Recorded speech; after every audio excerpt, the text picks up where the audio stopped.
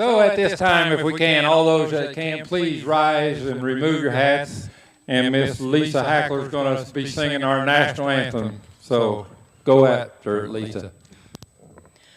Oh, say, can you see by the dawn's early light what so proudly we hailed at the twilight's last gleaming, whose broad stripes and bright stars through the perilous fight o'er the ramparts we watched were so gallantly streaming, and the rockets' red glare, the bombs bursting in air, gave proof through the night that our flag was still there.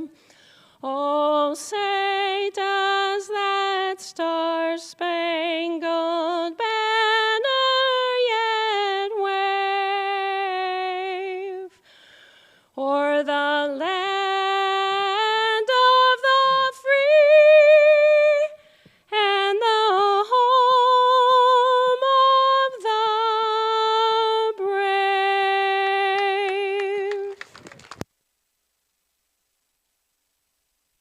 Thank you very much, Lisa, and we do really appreciate that. It gives us a moment to think about all the people keeping us free to do things like we're doing right now. People here and abroad in serving our armed forces, we really do want to thank them. And I tell you what, they're not pulling tractors in Moscow tonight, I know that.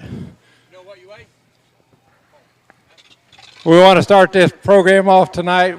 We want to thank WITY for sponsoring this, and we have some other sponsors, but we really want to thank WITY for getting the word out so people know what's happening and what they're going to do tonight. Dave Brown. Well, thank you very much, Russell. And let's give a big round of applause for our tractor pull announcer tonight, Russell Brewer.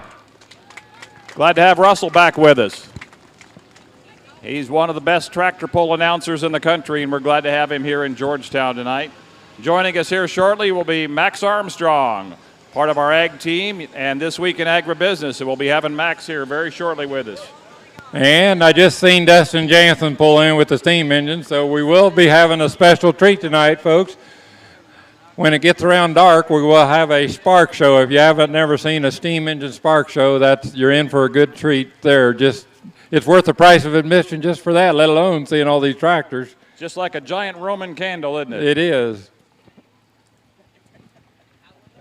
We'll get things lined up here on the track, make sure we got a track man, and do we have the reigning Miss Georgetown Fair right here? Well, you got a couple days left, and then you give up the crown. You want to say a few words? Is that okay? Yes, come on up. Okay, so yes, as he said, I am the reigning Miss Georgetown Fair. My name is Desiree Bainbridge, and I do just have a couple days left. Monday night, I'll be crowning the 2015 Miss Georgetown Fair Queen. So I'd like to invite everyone out to that. It's at 6 o'clock here. We have 14 young ladies in this pageant, and they've all done so well. So I'm very excited to see which one of them I'll be crowning. Thank you. Well, thank you, and I hope you had a good year. It's a very enjoyable year, isn't it? A lot of busyness and things to do, and yes. It's hard to believe the year's over already, probably. Yeah, I really can't believe it. There you go. It's a really exciting time. That's great. Okay, we got a track official right now with 2 flags in his hand. Got Larry Stevens bringing the sled back again this year. Larry Stevens from Martinsville, Illinois, just down south a little ways. Comes up to us every year and provides that orange sled for us.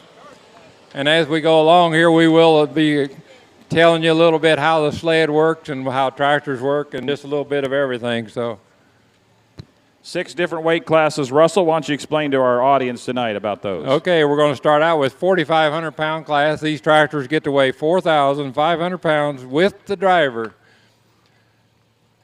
So they can weight it up accordingly. And the next class will be 5,500. So They can add 1,000 pounds if they feel strong. Could you do that, Laura? Could you add 1,000 pounds real quick? I could, but I wouldn't feel necessarily strong doing so. Give me enough funnel cakes. That's what it takes. Just ask Randy Daniels. It just takes a few. Now, that's not fair. He's not here yet. He's not here yet, but he will be. We can work on Randy while he's not here. He can't defend himself. Oh, well, but it's a lot more fun whenever he's right here to have some rebuttal. I mean, that's not fair. That's not we'll fair get to make him. fun of We'll somebody get behind him. her back. We will. Our first man up right there from Homer, Illinois, now Urbana, Jim Winkie, driving a Super 88 Oliver. The Super come after the 88, about 1950, late 53, 1954. Super 88 diesel. They made it in the gas and diesel version. And this is a Super 88. And we got kind of a soft track the way it looks.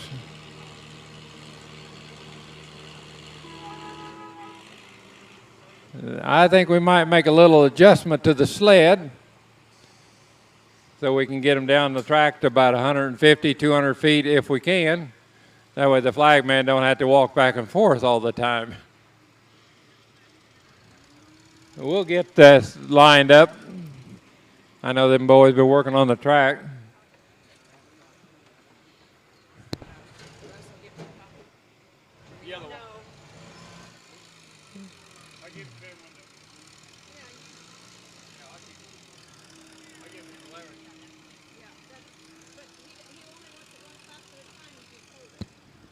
Tell us about the track conditions, Russell.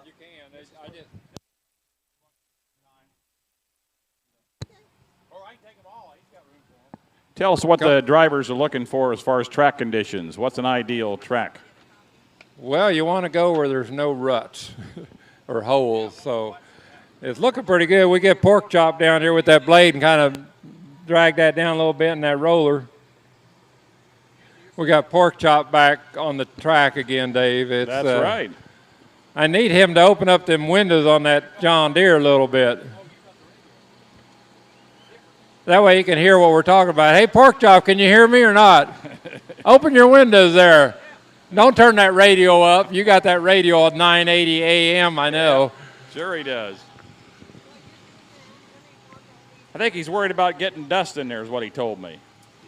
That's his story, but I know better than that. See, he's got his girlfriend in there with him, and that's kind of preoccupying him a little bit. That's now his wife. Oh, my gosh. He got married. He never sent me an invitation. No, he didn't. I wonder why. Maybe they eloped.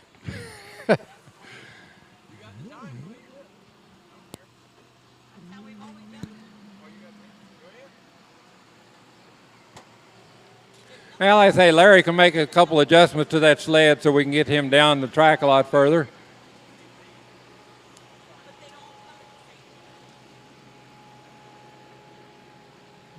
We want to put on a good show.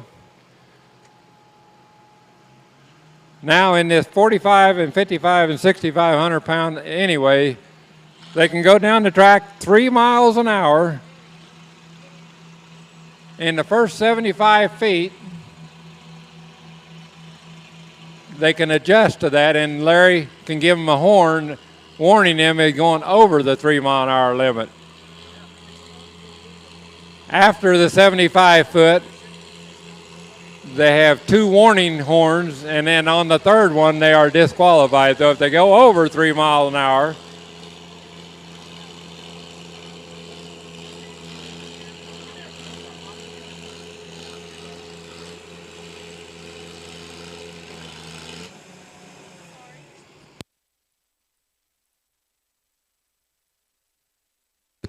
and since Jim is the, who do we have here?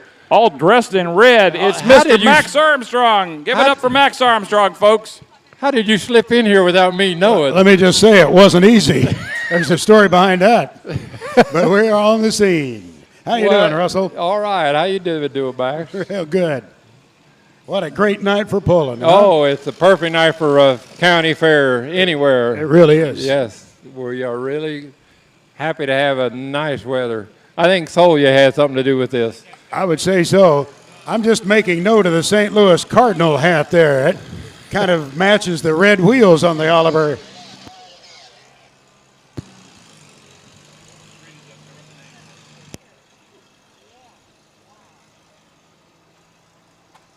Hold on to those tickets, folks. We'll be making some drawings here this evening as we celebrate our 10th anniversary of the Barnyard Pole. We've got a lot of prizes to give away this evening. And we've got a special treat, as Russell alluded to earlier, with a Spark steam engine show here tonight.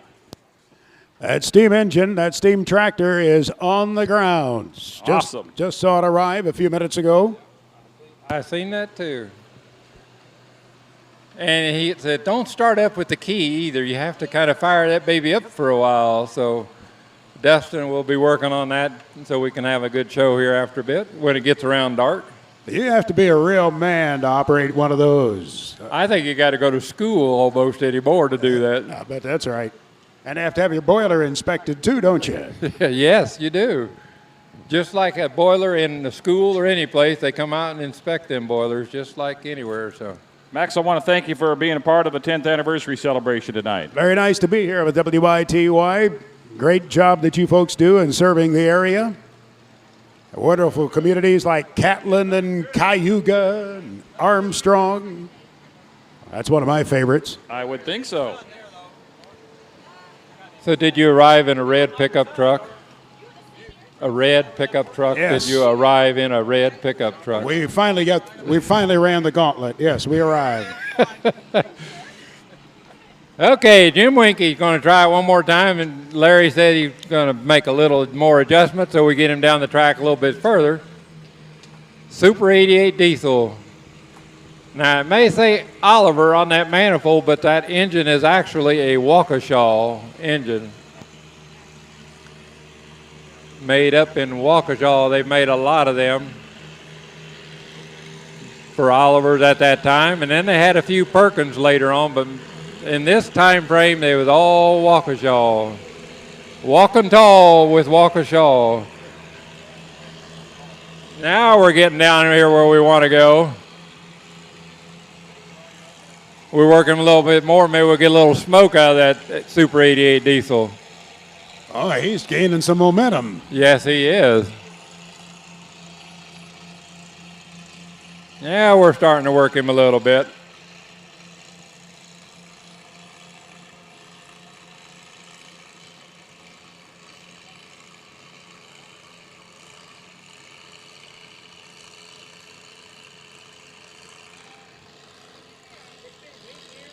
This has been 10 years, Lloyd. Can you believe it? You've been having fun for 10 years here. How about that? Right there, Jim Winky, our first man up there. Now, he has the option to take that pull or come back, but that looks pretty good to me. He is making that option right now. He has this time. This is his one and only time to make that decision, Max. He cannot back out once he makes this decision. I don't think that's a tough choice, do you? I think I'd take it.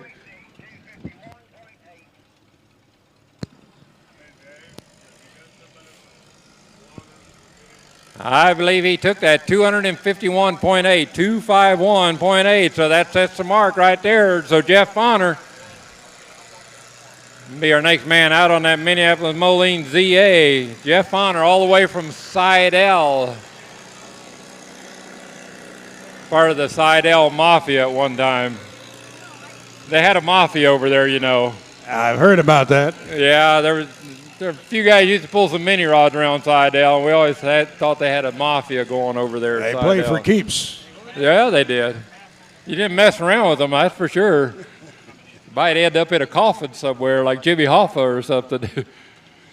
I wonder if folks know the kind of treat they're going to get with the Spark Show later on this evening. Well, like I say, if they haven't seen it, they're really in for a treat on that. So, if they've been over to Penfield, I suppose they've seen it there, but it's really something to see. Yes, it is.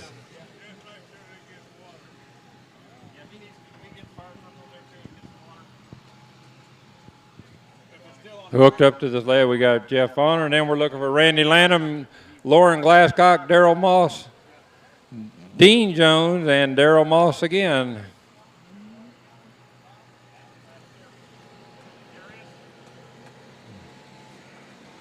Jeff Fonner on a Minneapolis-Moline Model ZA. Now, they come out with the Model Z in late 1937, and then they come up with this. They raised the seat up, and they called it a ZA. Basically about the same engine, but then they had a little bit different styling on the grill and stuff. And then they even come out with the ZB later.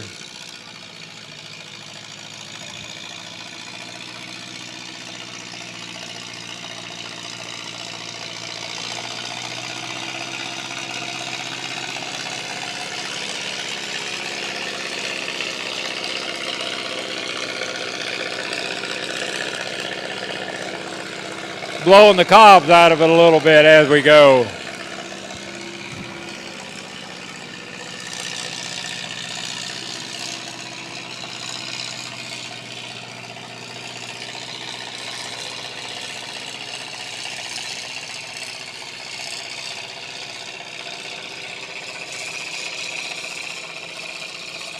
$206 cubic inches in that ZA Moline.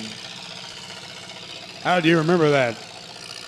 It's one of them stupid things I can remember, Max. Now, I can't tell you what I had for breakfast, but I can tell you what that thing's got in it. Right there, she gets tough. 229 feet, 1 inch, 229.1 on that ZA Mini Moline. So was ZB the last one in the Z series? Yes, and then they started the Constellation series after that. The 335, the 445, and the 5-star. The 4-star and the 5-star, the Constellation series, they called that. I don't know if it come from outer space or not, but they called it the Constellation series.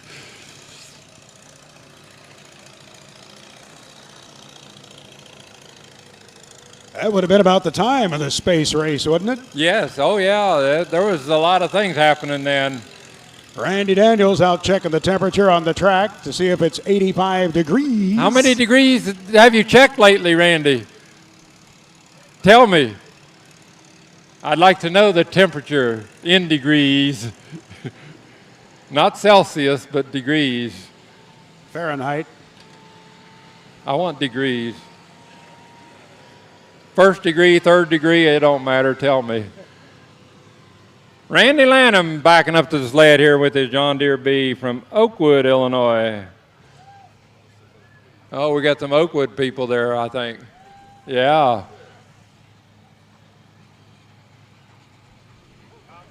Hey, Pork Chop, what happened? You got a different rider now. He can't. I told him to open up that window on that John Deere so he could hear, but he's not listening.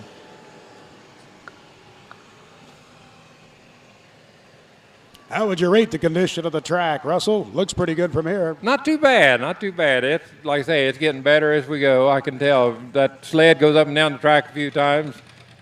Be real good shape. Now, boy, now we're off like a herd of turtles. Here we come. Randy Lanham from Oakwood on that Streamline Cyclone John Deere B. And did I tell you that they have a slow, low gear? He is not in any danger of breaking the 3-mile-an-hour speed limit in this class, I'll tell you. Steady as she goes, huh? 1.1 miles an hour, I'm just told. That's blazing. Hold on to your hat, Larry. That hat may fly off any minute at 1.1 miles per hour. Cyclone John Deere B. Yeah, he's got them factory front wheel weights on that thing.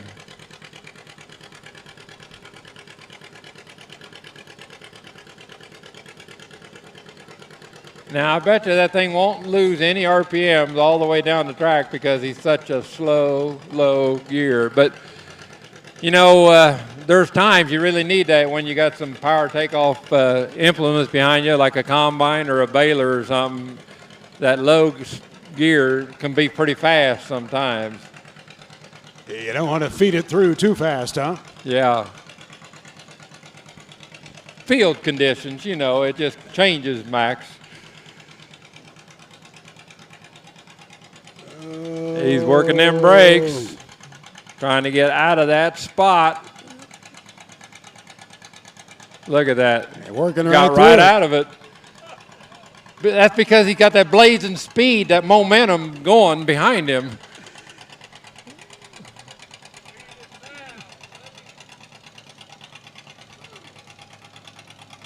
The speed of sound.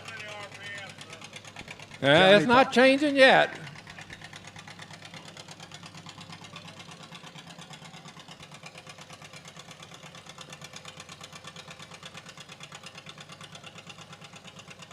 He's just starting to get into the governor a little bit, I think.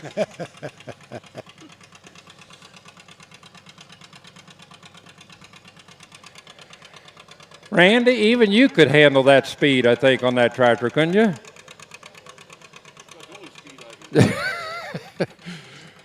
I think Randy could handle that 1.1 mile I think an so, hour. yeah. Yeah. That's his speed. He's leaning back. He's trying to get out of it, and that's it right there.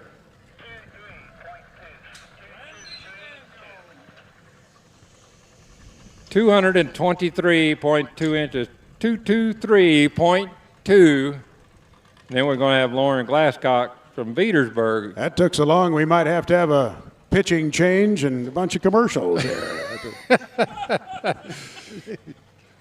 We could have had that if we not even noticed it, Max. That might have been on the other end, and we never even noticed that all happened. We'll be back for the rest of the poll.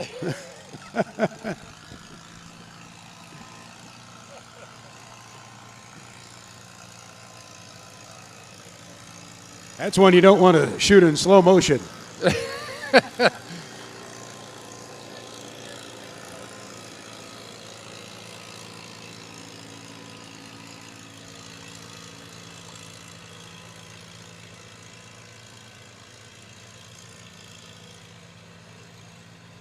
It is just a perfect night, isn't it? Boy, you know, you think of all of the nights that you could have to kick off the month of August, how hot it could be. And yes. My goodness, we got a clear sky and a nice breeze, sunshine. Perfect. I'd say by the time it's over, people will be wanting a jacket.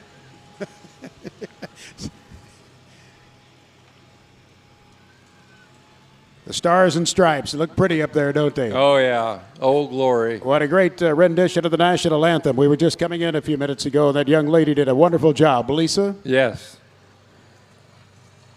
Does a wonderful job. And like I say, we do appreciate all the men and women serving in our armed forces, so we get to do things like this.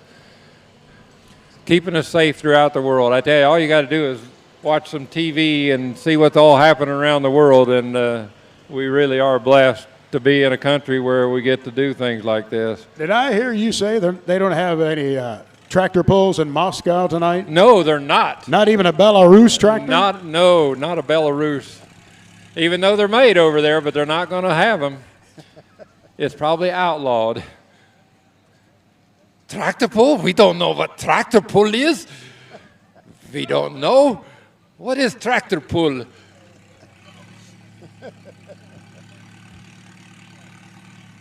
Lauren Glascock on his 1939, the very first year the Farm All-M come out.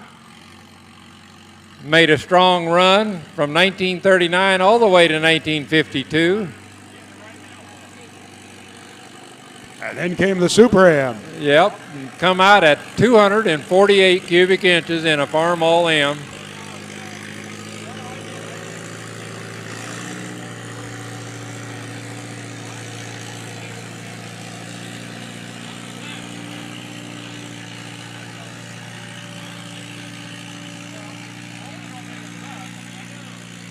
What kind of an air cleaner is that on there, Russell? That's a high performance.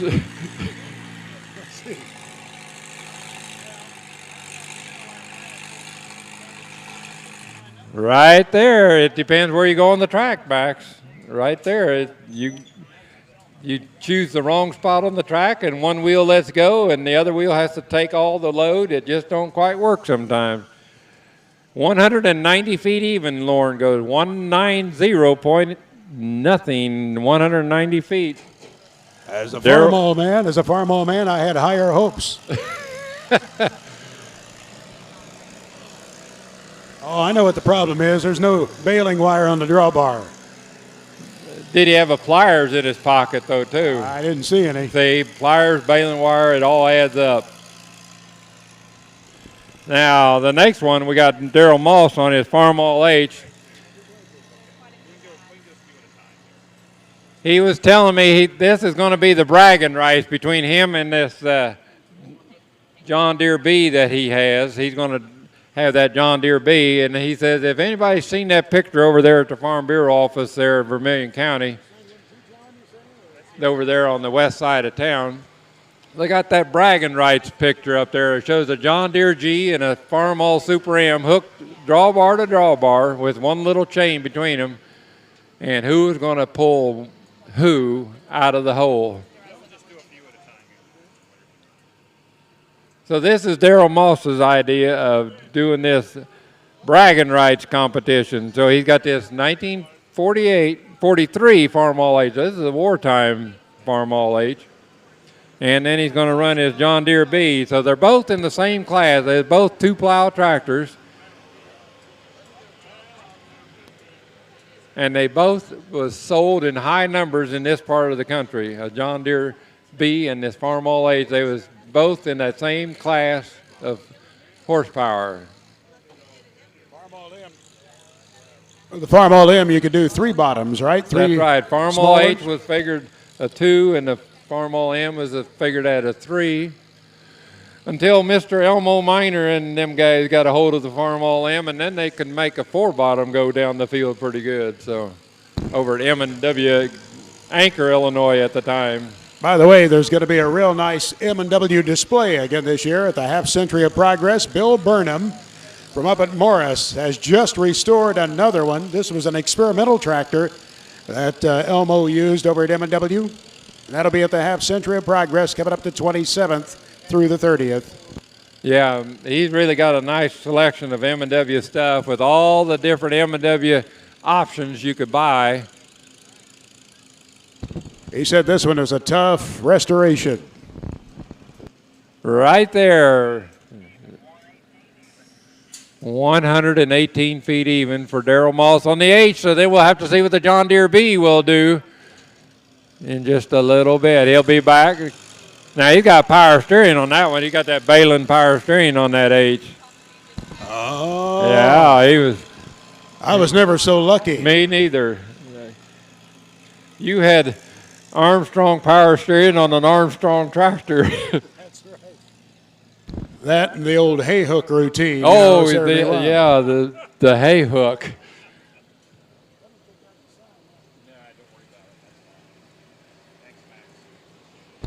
We may have to do that hay hook performance again at the Half Century of Progress.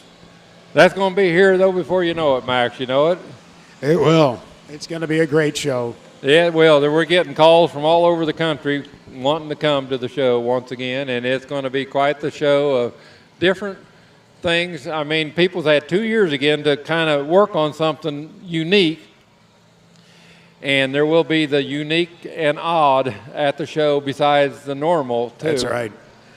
Powerful prairie plowers. That's right.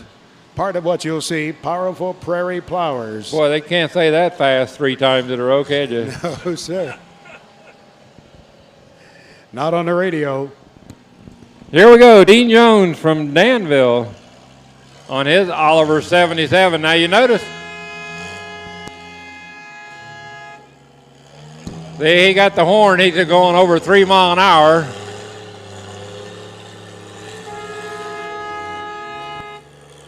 He's trying to keep her under 3.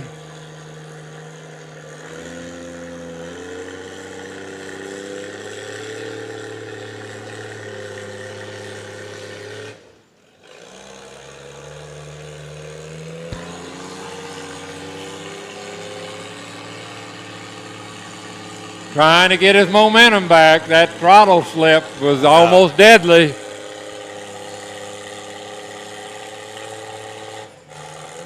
And right there. It was tough to get going again, wasn't it? Yes. 157.8, 157.8. Then we should have Daryl Moss on his John Deere B next. And then we will be ready for 5,500. Dean Pye, you'll be up number 1, Jason Burgess. Number 2, Randy Lanham. Number 3, the first 3 in 5,500, start bringing them around.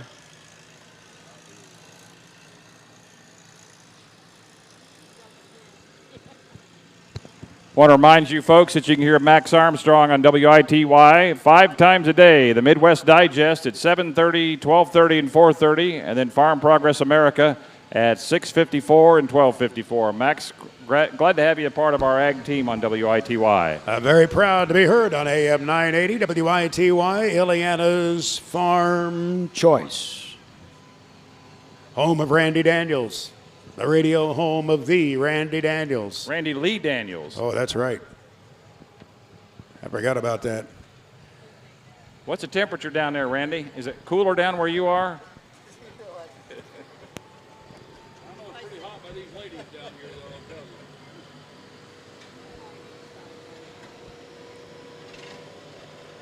I'm glad he said that, not me.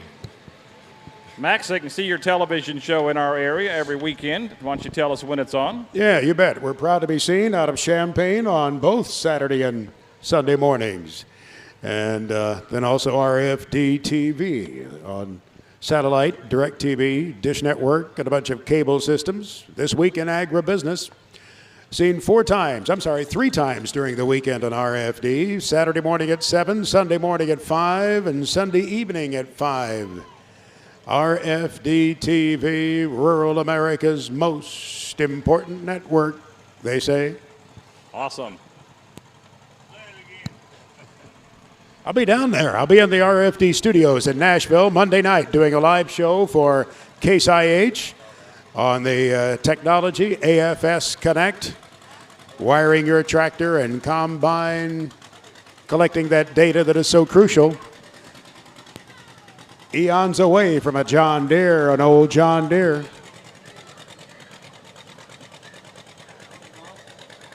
Don't you love it, Russell, hearing those kids cheering Grandpa on? Right here, I think Daryl had a fly kind of jump in that gas line because it's kind of spitting and sputtering just a little bit. Now, he did get the wheels painted on the bee, but he kind of needs to polish the hood a little bit. You know, sometimes you just leave them alone, Russell. You don't paint them. They look so good that way. Now, I tell you what, there's going to be, that's real close between the H and the B right here. I told you it was close. 122.3, 122.3, so the John Deere beat the H by 4 feet. Even though it was spitting and sputtering, it still beat it by 4 feet. Just think what it could have done if it would have had a full supply of gas going to it.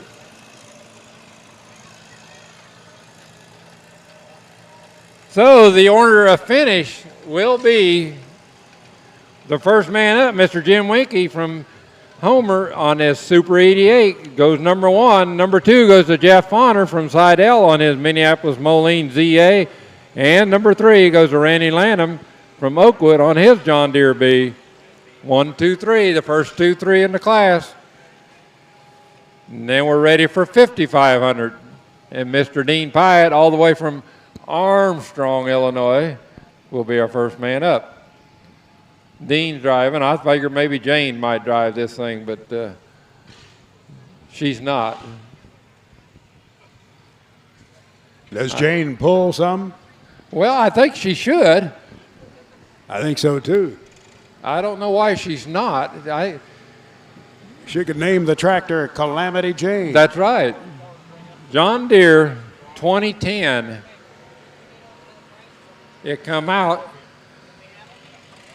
In August of 1960, they had the big show down in Dallas, Texas, and this was part of that show, the John Deere 2010. They had the 1010, 2010, 3010, and 4010 at the big unveiling of the new generation in Dallas, Texas in August of 1960. These are all 1961 models, they called them, even though it was 1960 when they come out.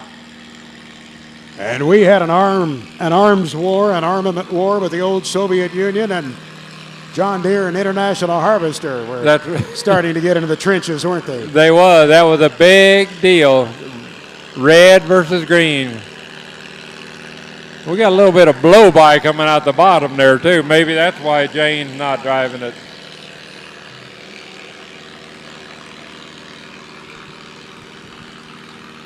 That engine is made in Dubuque, Iowa.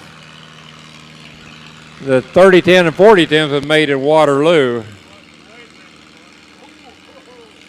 Maybe we'll get rid of the mosquitoes this way.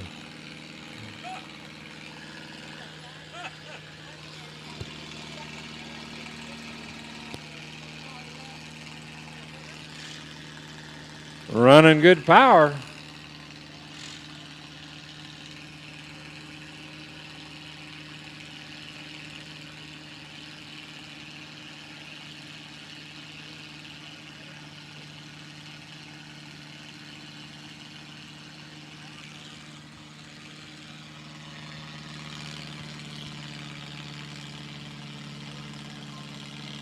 No, I noticed the horn is not honky. He's under that 3-mile-an-hour limit there. Right there, Dean Patt. I ought to make you guess the distance. We kind of put you to the test. And then see how close you come. 198 feet, that's my guess. That's what you're going to guess, and we don't have Now we got to see if he takes it or if he wants to come back. Yes or no? Folks, get your tickets out. We'll be making some drawings here from some of our prizes tonight. We have some autographed hats here by Max Armstrong from Crispin Farm Center. We have some number of prizes here we'll be giving away this evening. So get your tickets out. We'll be drawing here in just a few moments. Okay, Dean goes the distance of 210 feet, .1, 210.1, so I was off a little bit. You're off about 12 feet, as a matter of fact. Yeah, just in case you're keeping score. I am. I'm going to write that down. He's off 12 feet on that one. I haven't really been paying attention on the footage too much, exactly where they are. I bet you will now. I probably have to now.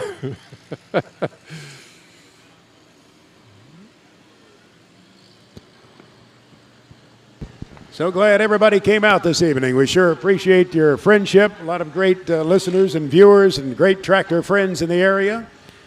You know, I feature old tractors on our television show, This Week in Agribusiness, in a segment called Max's Tractor Shed. So if you ever want to send one in, get some good digital photos of it. Some of them up close with the sun behind your back.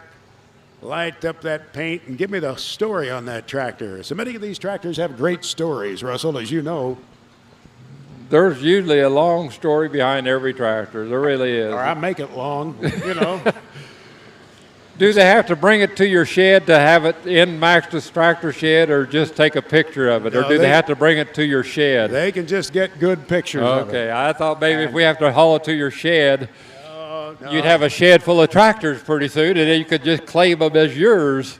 It's those oil leaks that kind of deter that. Linda don't like oil leaks in her shed. In her shed, yes.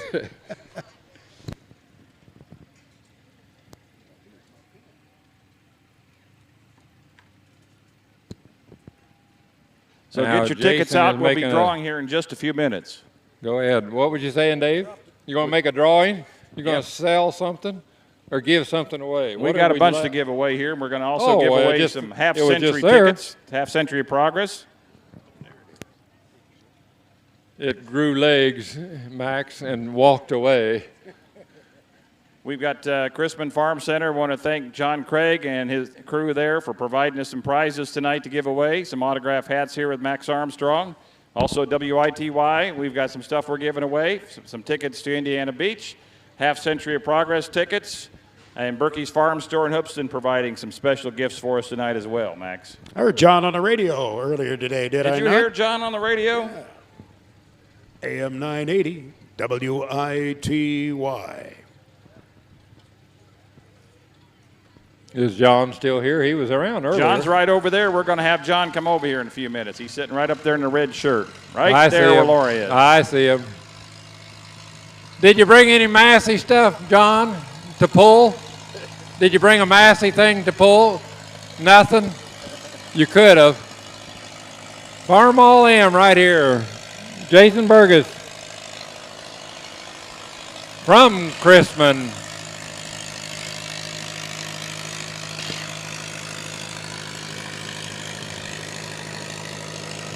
Now, I don't know if it matters or not, but he does have Massey front weights on that thing. We ought to give him points for that.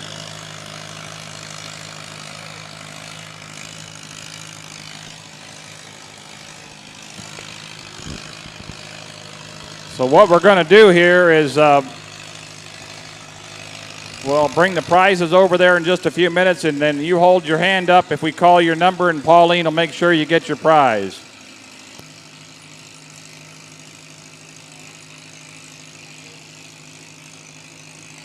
They're digging right there.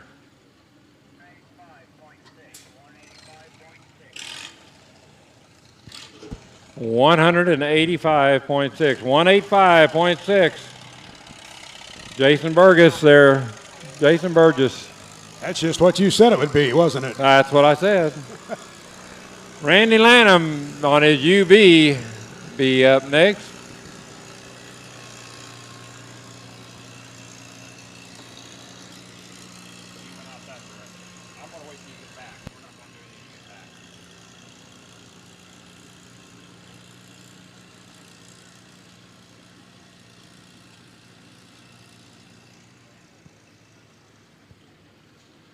Randy Lanham, then we got Bill Moore, Rusty Berry, James Lieb, and Cameron Kuhn in that order.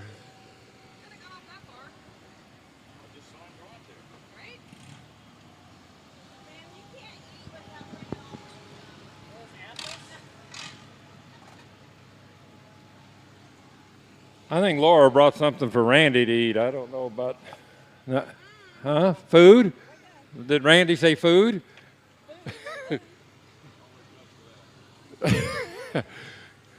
Pay attention, Randy. You might learn something yet here. Yes, there is a test. We will be testing you.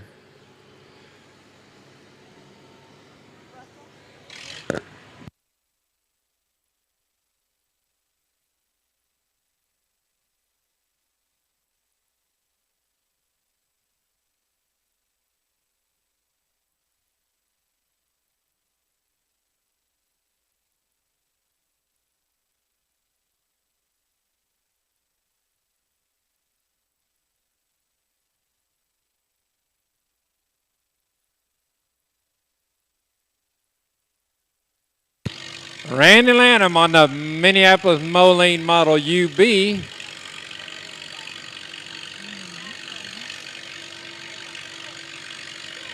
About a 1952-53 model. When they come out with the UB, they come out with the U first. And then they finally thought they ought to put a seat up there where you could see, so they put a knuckle in the steering wheel and put you up high so you could actually see where you was going.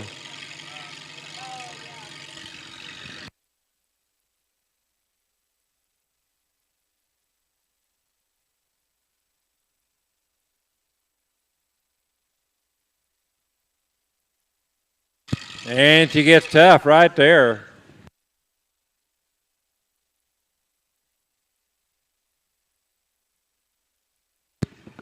.203 feet, 0.7. 203.7. Bill Moore up next on his Model U. So like I say, the UB come after you. So this will be what preceded the UB. The Model U come out in 1938.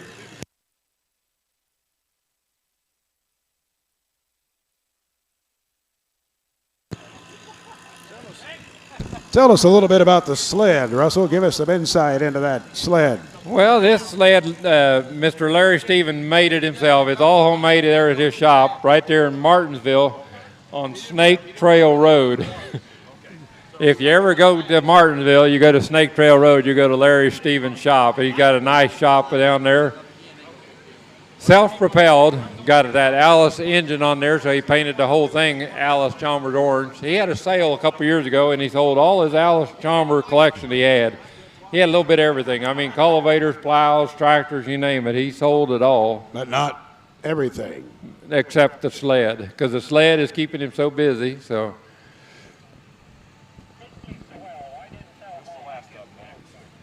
Okay, I figure you had to keep a couple. Larry just corrected me. He said he kept 12. He had quite a few on the sale, I know that.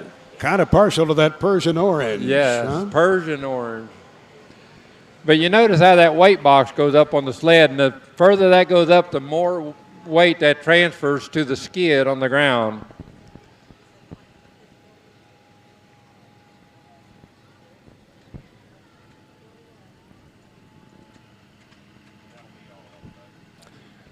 Moline Model U. Same engine as the UB. They both come out at 283 cubic inches. A lot of them look like this around here. They was either gas or LP gas around here. They didn't come out with a diesel until a little bit later on the Model U, but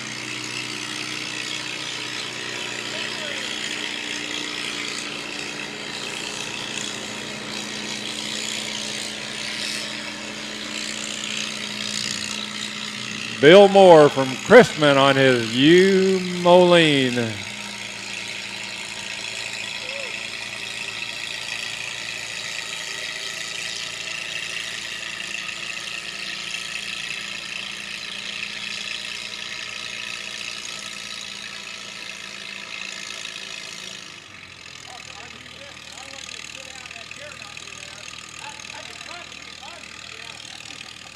And right there.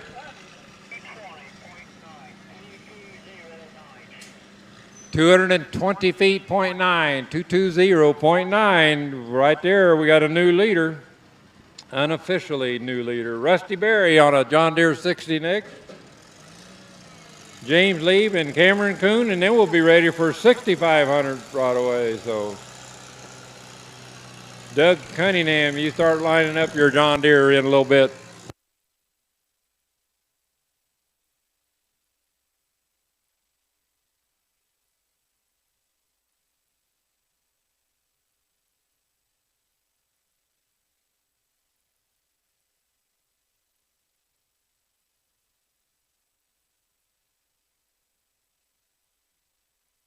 Hey, Rick Knight.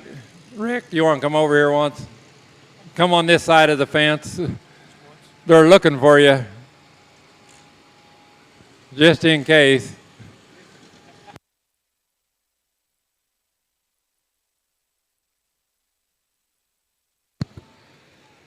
Rusty Berry from all the way from downtown Georgetown. John Deere 60. What was the last year they made the 60? 1955. 55. I would say, because the 56 should be a 620. This looks like an early one because it's got them slotted back wheels, so 52, 53 time frame would be there. It may be a late 52 because there's still 1952 Model A's. There we go, Rusty. John Deere 60. For the fans of the Johnny Popper, there's nothing quite like that Johnny Poppin'. That's right. When they made the 60, that's when they had the 2-barrel carburetor, so they had 1 barrel for each cylinder. And it made them run a lot smoother.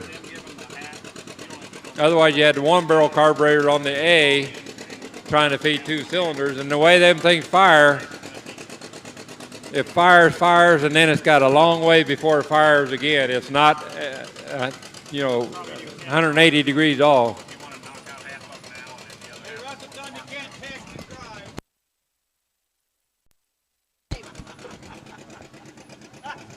He's just getting a photo. That's not texting. Is that a selfie or what is that? I think it was. That's going to be on Facebook right now. And he kills it right there. Did you take a picture of that, Rusty? Take a picture of you killing it. Maybe it was still running. I just thought the fan wasn't turning no more. He might have gone another 20 feet if he hadn't tried to get a. That probably slowed him it. down. That wind blockage from that big smartphone, iPad thing, whatever you call it.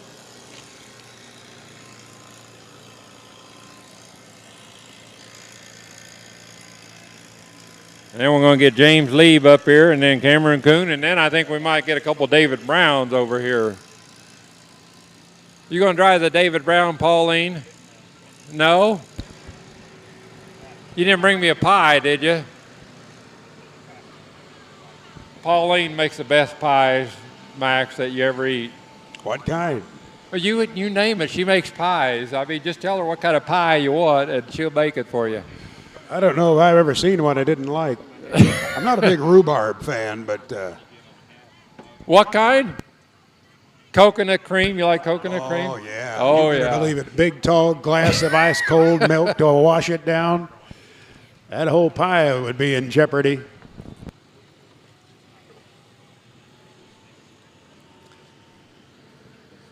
Okay, all the way from Fithian. James Lieb on his Oliver Super 77. You can tell it's a Super because the side shields are not totally enclosing the engine. You seen the 88 there earlier, it had the side shields completely covering the engine. Well, on a Super, they had the open side shields to kind of let a little heat out. They could run a little warm on a warm day.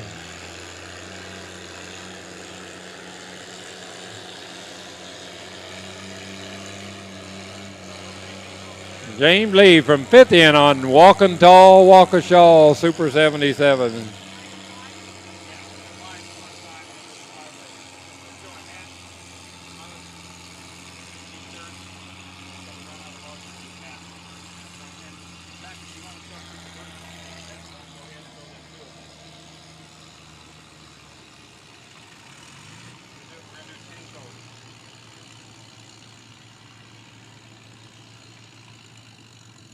I think we might have a new leader right there, Max.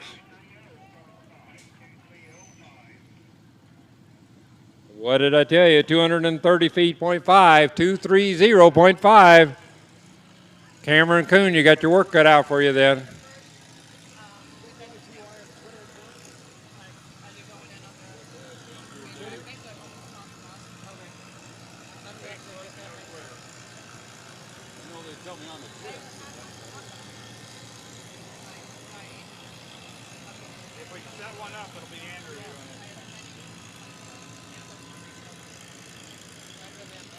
Cameron Kuhn on his Farmall M.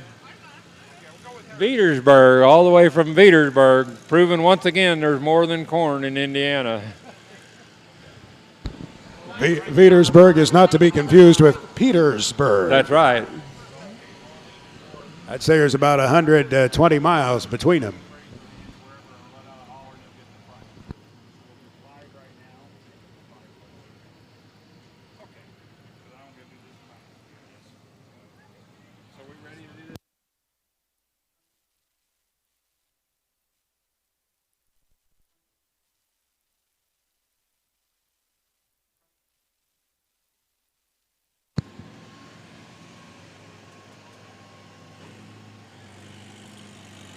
Here we go.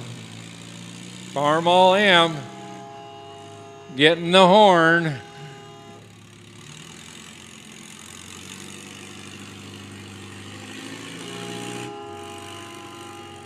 There he gets that in that first 75 feet, but then after that, then he's going to have to watch his P's and Q's a little bit.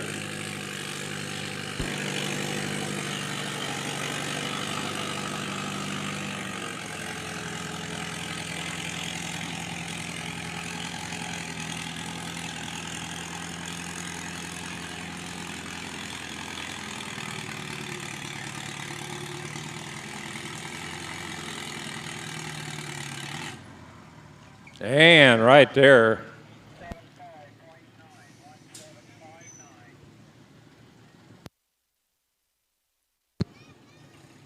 $175.9, 175.9 for Cameron Kuhn.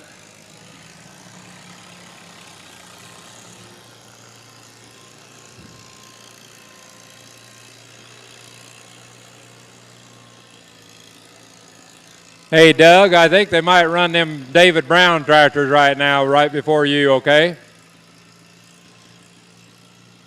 They've been talking about this for a year, Max, the Battle of the Brown tractors. Mr. Rick Knight and then David Brown on the David Brown. I'm a little surprised there's more than one. Well, there's always been one here at the fair. I think Rick Knight, he's the board member, and he brings one here, you know, to help clean out the barns and things like that. Well, last year they got talking about it, so they had this David Brown pull-off, and now Rick Knight, he's had about 3 of these, and he brought a bigger one this year. So we're going to see how this works tonight. He's got the David Brown 1200, the model 1200, and then David Brown's going to be driving the 980 special. 980 special because it was a 990. That's right. It was a 990, but now it's a 980. Just kind of matches the station frequency. Numbers. Yeah. Of course, when Randy Daniels is on, it's probably closer to 990 with all the splatter from the transmitter. We could call it a 995 or 996 even, probably. Oh, so David Brown's going to drive the David Brown 980 first, and then Rick Knight's going to try to beat him. So we got a little grudge going on. We'll see. How many of those tractors wound up in the United States, Russell? Do you have any idea? Well, there's a few. This here is in that class of 50. It's going to be at the half a century progress because it is 50 years old. They come out with the 990 in the 880 in 1965. So that will be in the class of 65 at Rantoul. So that's when they really started bringing them over here. And then after a few years, about 7 years or so, that's when J.I. Case got a hold of them. And then there was the Case David Brown. I would imagine in that class of 65 at the half century, there should be some good muscle tractors. That was there the era. Could be, yes, there's going to be a lot of neat stuff there in the class of 65. David doesn't look nearly intense enough. He needs to look a little more intense.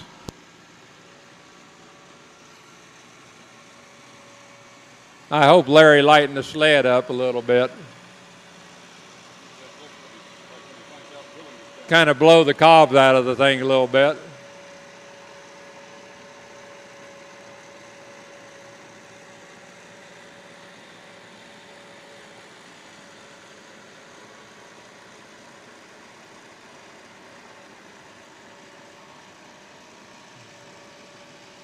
That thing needs to kind of blow the cobs out of it. I haven't pulled it very hard since I got it off the auger last fall. It did a little auger work, huh? Oh, yeah, we put it on the auger usually in the fall. You need to get a picture of that for me. I'll put it in Max's tractor shed. There you go. Like you say, I don't have to put it in the shed. I could just take a picture of it. That's so you right. could put it in your tractor shed. How full is your tractor shed of pictures then? We've always got room for another one. Got to be a lot by now, though. How many have you done? There's been a lot over the years. It's gone on for years. Yeah, there's some neat stuff in there. A lot of odd and unusual, and then the common one. It's really neat, that Max's tractor shed. We'll get a little smoke out of David Brown there.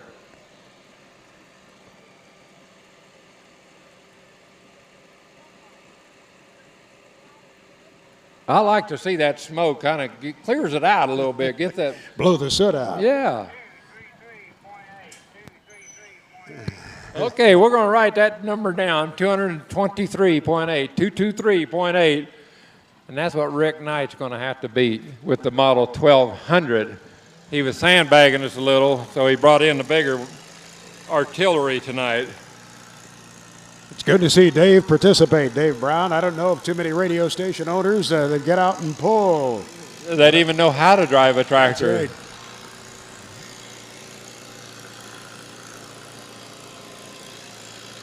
right. He's a great supporter of the fair. Yes, he is. Give him a hand, folks, as he goes by the stand here, because that's how you get to know what's all happening here. Dave Brown at WITY. It is still locally owned and operated by that man right there. Well, I tell you, it's a real gem, you know, these days. It is. You got these stations owned thousands of miles away. They have no interest really in their local community, but Dave really believes in serving the area and providing good agriculture programming, as he does with the RFD Illinois programming and everything else that runs on WITY.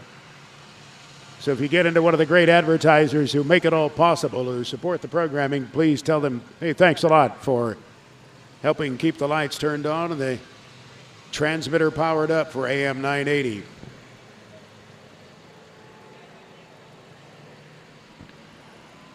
I like good AM stations that still serve the community. There's always going to be a place for them when they're locally owned, operated, locally oriented, bringing the local news, the local information, and being out at events, supporting events such as the Georgetown Fair. That's right. It really means a lot, I think, to, like I say, have the local people doing local things, and we really appreciate that. Now we're getting a little bit newer. The Model 1200, David Brown, a little bit newer. Basically about the same engine, only a little more power. Rated probably at a 4-plow, where the 990 was rated at a 3-plow. So J.I. Case marketed these in the final days? In the final days of the Case, yes. They might have even been some 1200 Case David Browns, but mostly they was like 1210s and that number. He got quite the unique wheels there. It's got the spin out wheels on it. That was kind of a little bit of an option that not everybody had. I think that might even be like the original muffler on that thing, the way it looks to me. It looks like someone has taken a magic marker. That's the way they look. Yeah. What's with the number there? It says 990. Well, that's what you do when you have duct tape. You duct tape over the 1200 and you put 990 with a magic marker. I just wanted to make sure. That's what he did. I was afraid there might be some shenanigans going on. Well, there was. You just seen it right there. You pointed it out. You was real on the ball there, Max. But now he probably ruined his 1200 decal when he pulls that duct tape off.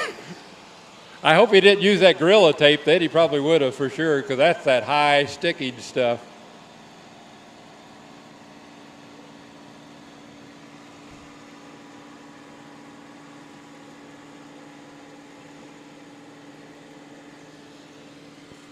Yeah, when they come out, that muffler like that would have been painted red too, like that. That's the way they come out. They painted it. Yes. All the way up, it was red. Yes. I suspect many of them didn't stay that way too long, huh? Not if I would have been around. I would have burnt that paint right off of there that first day, put that into higher gear than it probably supposed to be. There's a shock.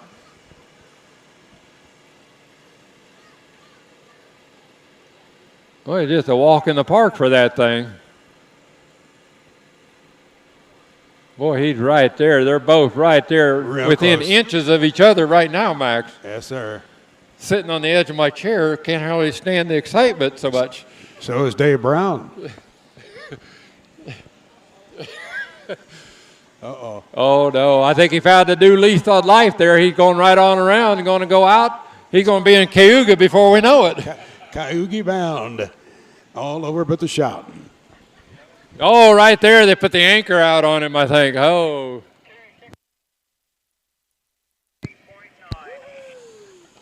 Oh, that wasn't even close, David. He got you by 40 feet. Rick Knight goes 268.9, 268.9. Bring that David Brown around here. He's one of the board members here at Georgetown Fair, and we really appreciate the board members, all the work they do and all the planning they do to try to put the fair on every year and put new entertainment and everything out for you folks. We're going to give away some prizes now. Max, I want to thank you for autographing some hats and stuff for us tonight and for being here. A pleasure to be alongside you guys, by all means. And just to echo something that Russell was saying, you know, a fair like this doesn't happen without a lot of volunteers pitching in, and people come out here and working a lot of nights to make sure that the fair happens and provides the kind of enjoyment, the kind of activities for young people that the Georgetown Fair does. So when you see a board member, pat them on the back and say thanks for everything you do. It's kind of a thankless job sometimes. Directly in front of you, bedecked in purple and white, are our lovely Laura and Pauline. Hard to tell which one is the most lovely, but they have prizes in their hand which are just delightful because they are packed full of great things, such as, how about a pass to this year's half-century of progress show in Rantoul? Russell, when is that coming up over there in Rantoul? August 27, 8, 9, and 30. So that'll be a Thursday, Friday, Saturday, Sunday. That's right. And then there's a Monday off, and then you go to Decatur to the Farm Progress Show. Very good. We tend to get a lot of folks from around the country. A lot of folks from elsewhere in the United States come to the half-century of progress, and some just come to be there and for nothing else. And others will come to take in, of course, both shows if they've traveled across the U.S.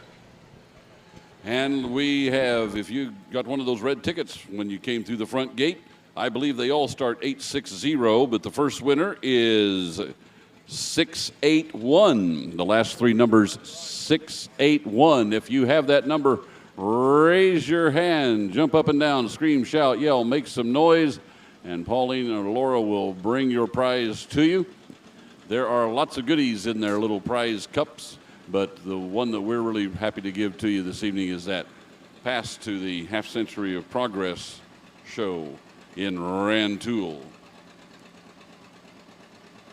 Second winner is ticket number 823. 823. If you have that one, raise your hand so we can get a prize to you. Here we got Doug Cunningham from Bismarck. Oh, yeah. On his John Deere 60. Our third of 5 lucky ticket numbers this time around. The last 3 numbers are 893. 893. If you have 893 as your last 3 numbers, raise your hand. Doug is under the option. He can take that or he can come back. Maybe Larry might set the sled a little different.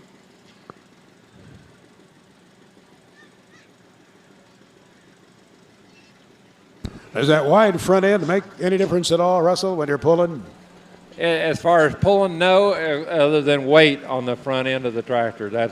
It might add a little bit of weight otherwise.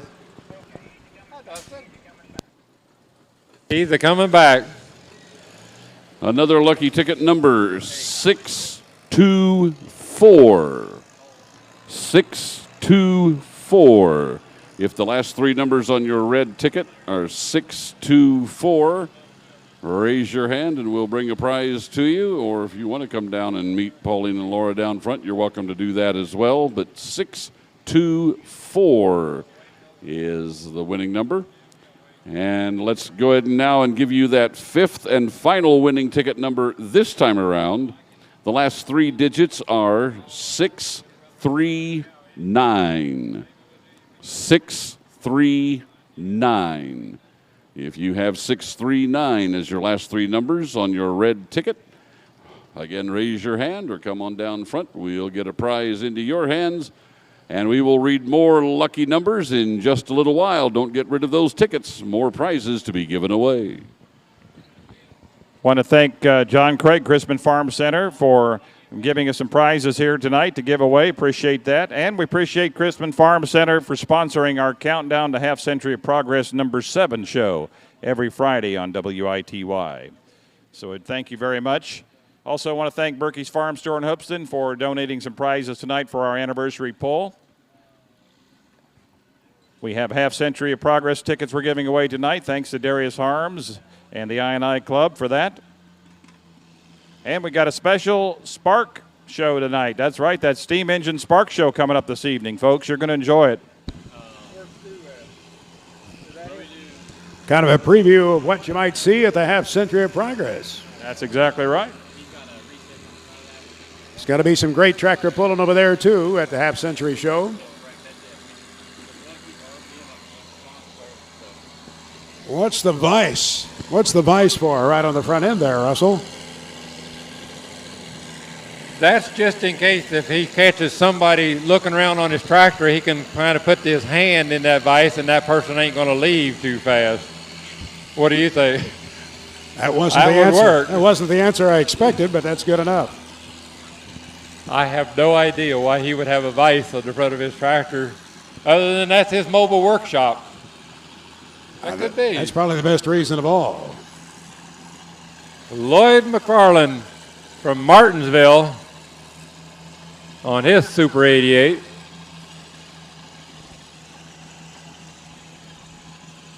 We are videotaping tonight's tractor pull. It'll be available on the WITY radio video site later this week. So if you'd like to watch it, or if you know someone that missed tonight's poll, let them know. We'll have it uploaded here this week. You can watch that at WITYradio.com, and you'll have a link there where you can watch it. And right there for Lloyd. 221 feet even, 221 even, so he sets the mark right there. Doug Cunningham will be back with his John Deere 60. Is that what you call the Vice Squad? From Martinsville, the Vice Squad. Martinsville Vice Squad. Martinsville Vice Squad. They made a lot of tractor weights in Martinsville, didn't they? Yes, they did. The ROWE, Row Foundry down there. I think I've actually seen a couple of them out here tonight on the front end of the tractors. That's probably right. My vision is just that good, Russell. I'm telling you what, you just ain't missing nothing tonight. You're on top of everything. Let me give you the rundown on that 5500 class that pulled a little while ago. Number 1 went to James Lee from Fithian on his Super 77. Number 2 went to Bill Moore from Christman on his Minneapolis U. And number 3 went to Dean Pyatt on that 2010 John Deere. So 1, 2, 3 right there.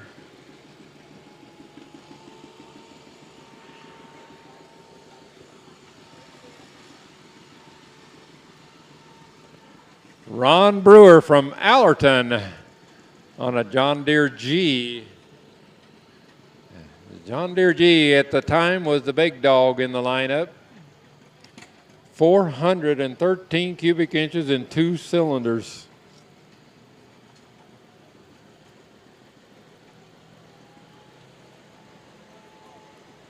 Strong running tractors at that time. They liked their gas, but you got the work done. That was the main thing. You had to have something to kind of compete with that Farm All M, so you got a G then.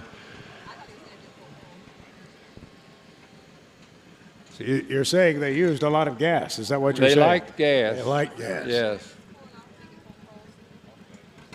Ron Brewer, Allerton.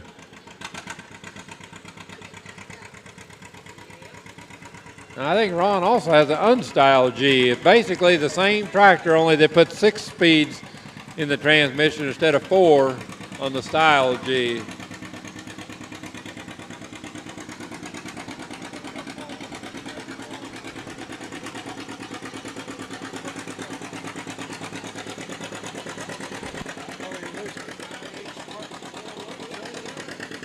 I think they're regular IH weights because they say IH. Otherwise, they wouldn't say IH on them.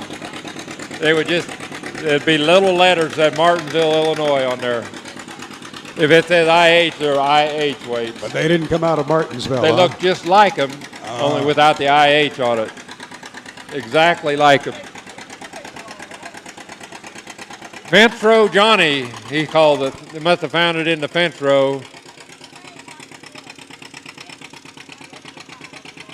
He got international weights hanging all over that thing. I noticed it, but they're yellow ones. He tried to make us figure that wasn't international, but he does.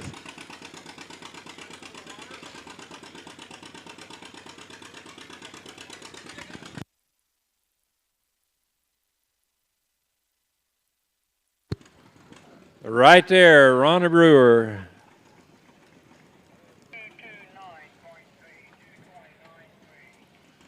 And goes a little bit further, 229.3, 229.3. Doug Cunningham coming back. So, Doug, you got your work cut out for you now. You can make that adjustment and just fly by that 229 feet mark.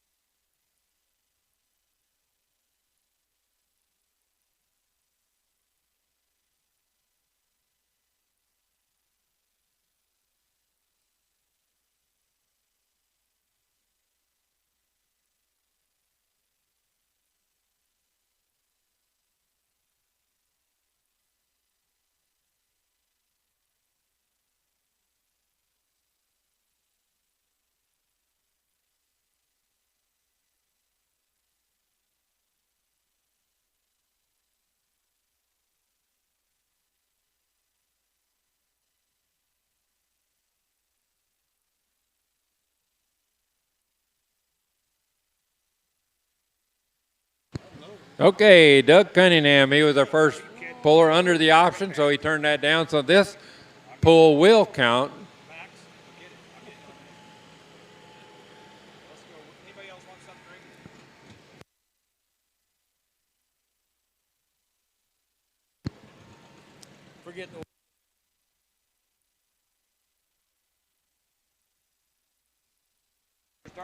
Yeah, it is.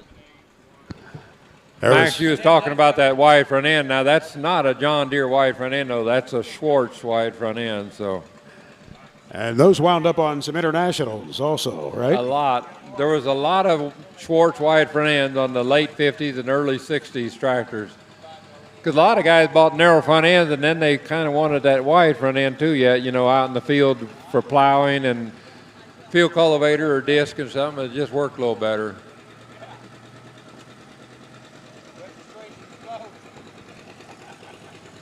John Deere 60.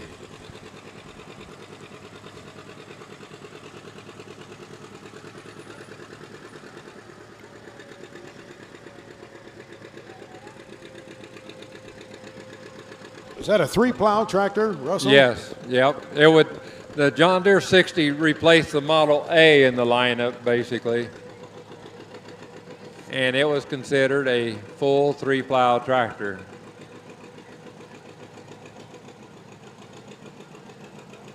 Where the 70 was really considered a 4-plow and the Model 80 was considered a 5-plow tractor. In most conditions. They always had that, a lot of that in their advertising. They said in most conditions they tried to cover themselves. I see. In case you got in some of that real dark gumbo ground. And that was even before the lawyers were all around. Yeah? Yes. They tested them all out at the Nebraska track, right? Yeah, that was the big thing, getting them tested through Nebraska. Lincoln, Nebraska, University of Nebraska out there. Last time I flew through Lincoln, there was a display in the airport about the Nebraska Tractor Testing Laboratory. And it was a nice little historical display they had there. This would have been just about 2 years ago, 2 or 3. Did they have that little silver car that they used to pull on the Nebraska test? You know what I mean? It was a funny-looking car kind of thing. I did not see it in the display, no. Okay, that was kind of a neat deal. They used that thing for years and years. And when they tested bigger things, the more things they would put behind that little car to pull to put the horsepower on them. Doug Cunningham goes a distance of 176 feet, 176.2. They still test tractors out there, don't they, Russell? Yeah, as far as I know, they still do. Back then, that was a needed thing because some manufacturers like to exaggerate on their horsepower a little bit. And then this was a true test, non-partisan test that... third-party standard, yes, so to speak. It made a difference. Now we're going to have Miss Heather Wheaton on Brian Ketis's Super MTA. Now this is going to be an exhibition. This is their first time going down the track. So she's going to put this thing in road gear, torque forward, and go down the track 20 mile an hour max. Do you think so or not? No. I bet she puts it in first gear. She might surprise you. Oh yeah, she's going to be on down there. Talking about Nebraska, it was 3 years ago we set that record with the number of tractors going around a track at one time at the Nebraska State Fair. Yeah. That was in the Guinness Book of World Records. How many tractors was that? I think there were 900, something like that. Close to 1,000. It was muddy, it was wet. You wanted to dress appropriately, and here was the guy from Guinness out there. He was all duded up, had on his nice Sunday shoes. I think some guys just wanted to splatter him. Drive by that big mud puddle. That's right, hit that puddle.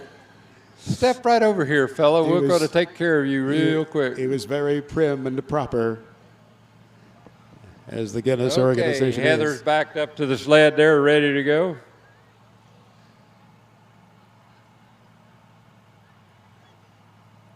Now, Brian, I can tell you what thing's going to happen, though.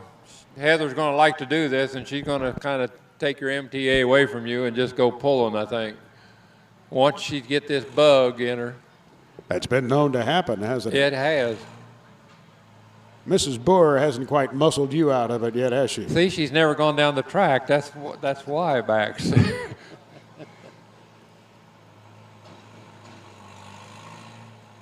Off we go. That was just done for effect, you know.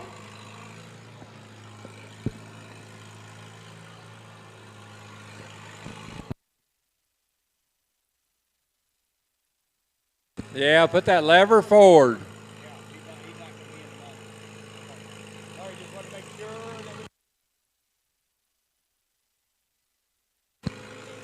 Brian, did you tell her what that lever was on her left hand for or not? Are there any rules about using the MTA? No.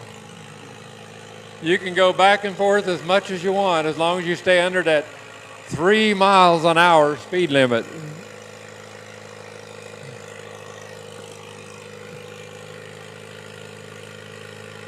See, now this MTA, this is the first model when International come out with this that had the torque amplifier system. And all they did was stretch that tractor out about 4 more inches to put that torque amplifier in the transmission. And you could also get a live PTO on the MTA.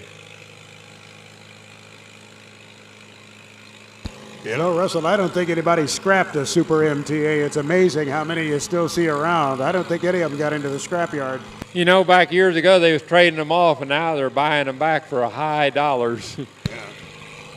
Especially if it's a diesel. Mm-hmm. Yeah, exactly. Now you're really talking dollars.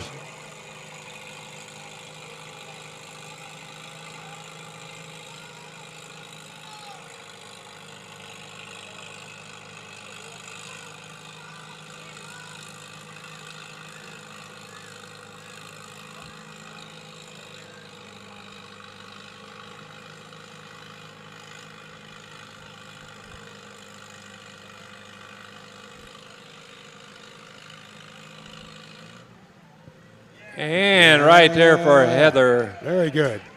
First time down the track. Real crowd pleaser. She's Oh, got quite yeah. a cheering section.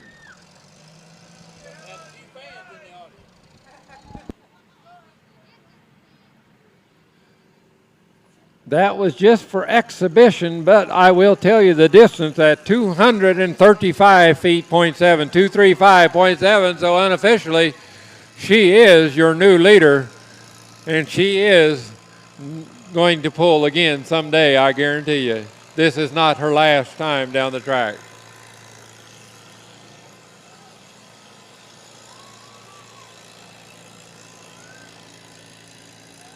Now we're going to have Craig Roller and then Jacob Starr and Lloyd McFarland on his Super 88 diesel. He had the gas earlier, and Lloyd's going to have the diesel up yet.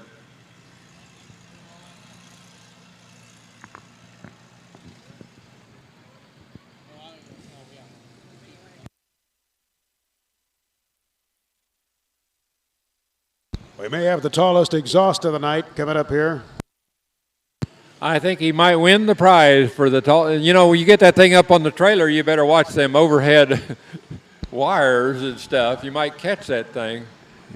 Might have to put an aviation hazard light on there and get it any higher. That red blinking light. Yeah.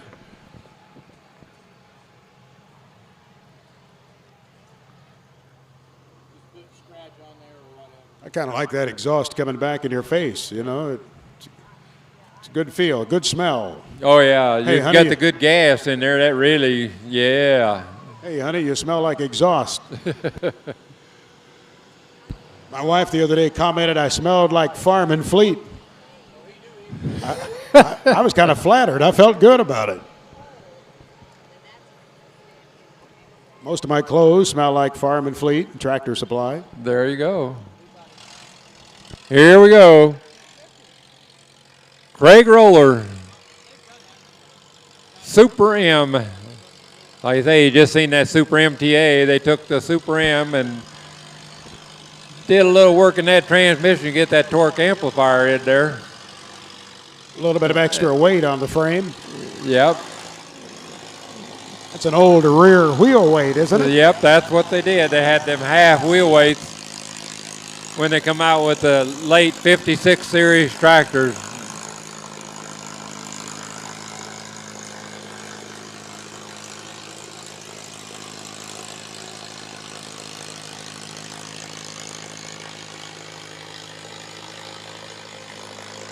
A little bit later, Super M got the battery under the seat there, Max.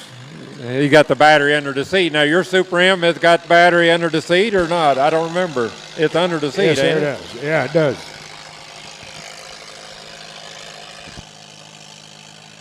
You just don't have the tall exhaust pipe, though. No, I don't. Not Got one the like that. standard muffler on there. That's right. I do have the muffler caps, though, on there. That's right. We couldn't afford those when I was younger. We put a Welch's grape juice can on the muffler. That's what we did. Yeah. So much fun to start it with that can on there and listen to it hit the hood. Oh, Jim Armstrong didn't think much of that.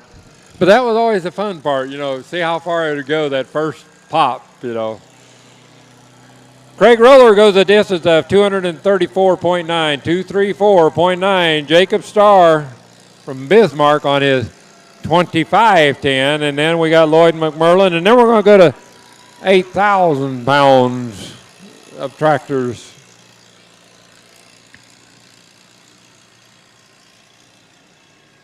So John Chandler and Amanda Knapp, you guys, holy cow.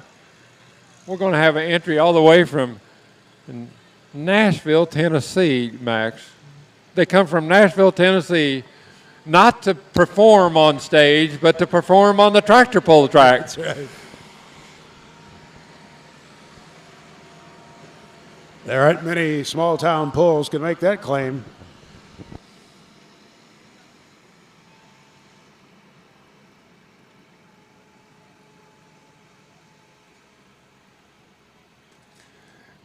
As I was coming over here listening to WITY on the radio, Randy Daniels was playing some songs, and then you know, you're singing along with some of them.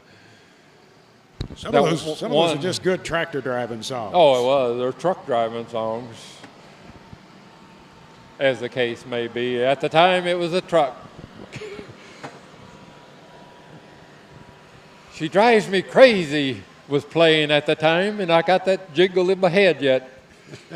Don't sing it, please. Here we go. The Star 2510. This took the place of the 2010. They improved that tractor, and they made the 2510 after about 3 years. How many years did they make the 2510? They started in 1963 and probably till about 1966 or 7. 66 maybe. I think the 2520 maybe was 66.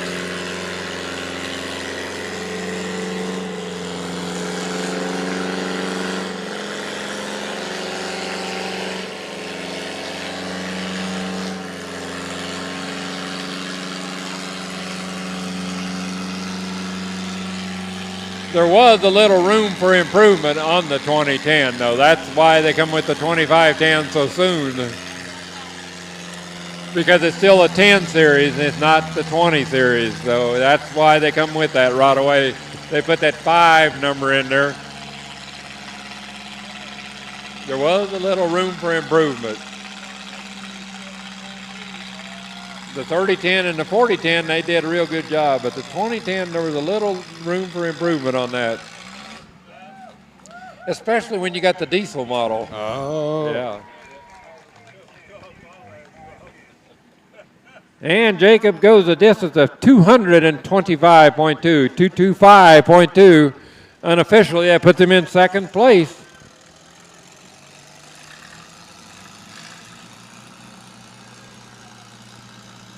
Tall fellow like that looks kind of funny setting up on that little tractor, doesn't he? Yeah, sit up nice and tall there.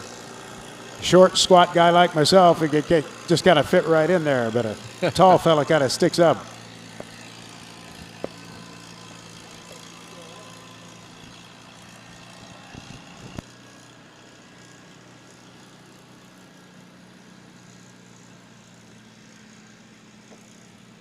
Oh, pork chop must think it's going to get dark. He got the lights on that John Deere ready.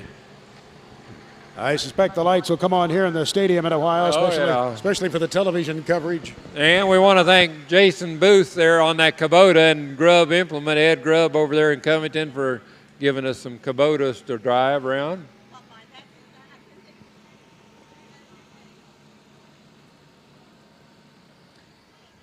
You 8,000-pound guys look like they're sitting over there ready to go.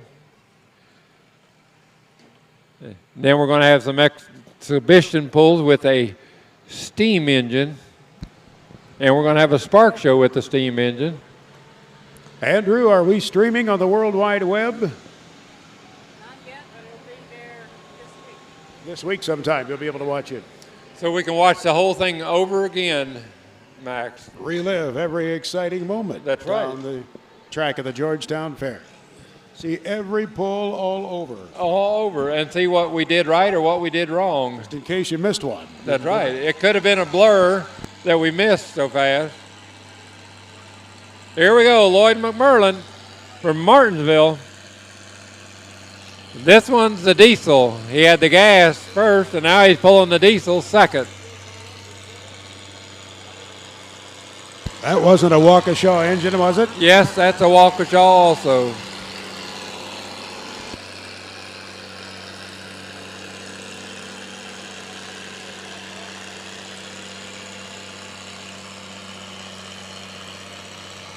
Got American Bosch fuel system on that thing.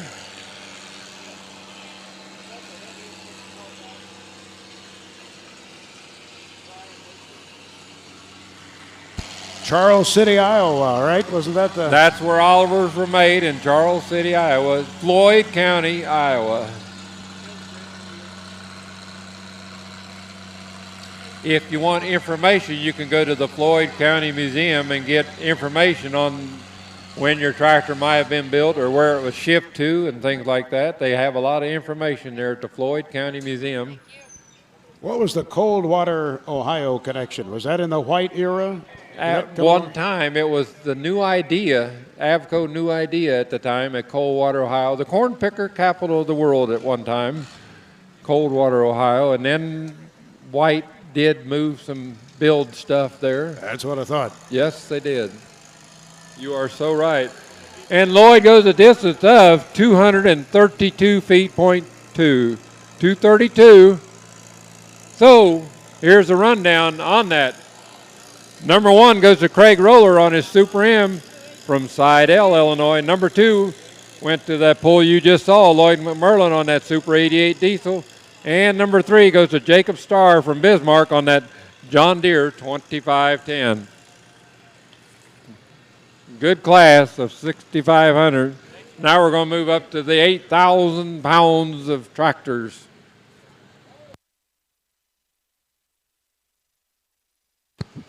Now this says fresh squeezed, Max.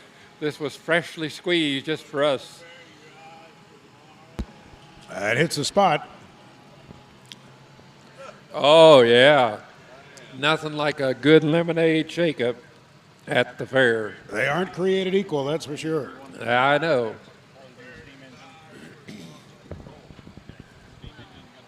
We're going to get to see a little special action here in a little bit, I understand. Something a little out of the ordinary. So something you don't see every day. If you're going to go get you a lemonade, you might want. I even heard it, I think. That or there's a train coming through. Look out. That might have been the old CDI coming down the line. I didn't think that tracks was that close. You know, back, Max, when we did the 60 bottom plow at the half century, we had the 3 steam engines, and somebody asked me, how'd you build the train tracks out there for them things to go down? They didn't ask you that, did they? They did. They really did. The steam engines do not go down tracks. Just steam locomotives. John Chandler from Danville on a John Deere 630. Now we've seen the Model 60s. The 630 was the last of the 2 cylinders in that power range. The 630 was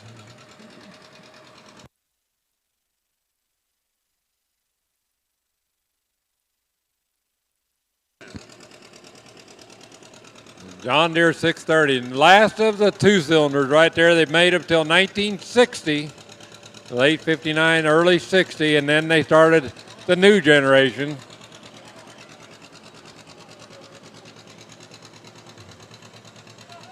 They had a lot of the new generation ideas starting already because you could get the Roll-O-Matic front end, the new style wedge type wheels on the back, and some of them had the flat top fenders on them. Hey, we've got a cheering section getting in place here for the next pull. They are getting a front row seat next to Bob Euchre. He always sat in the front row, didn't he, Mr. Bob Euchre? John Chandler don't know when to quit. He's just going right on down. It's just like his personality.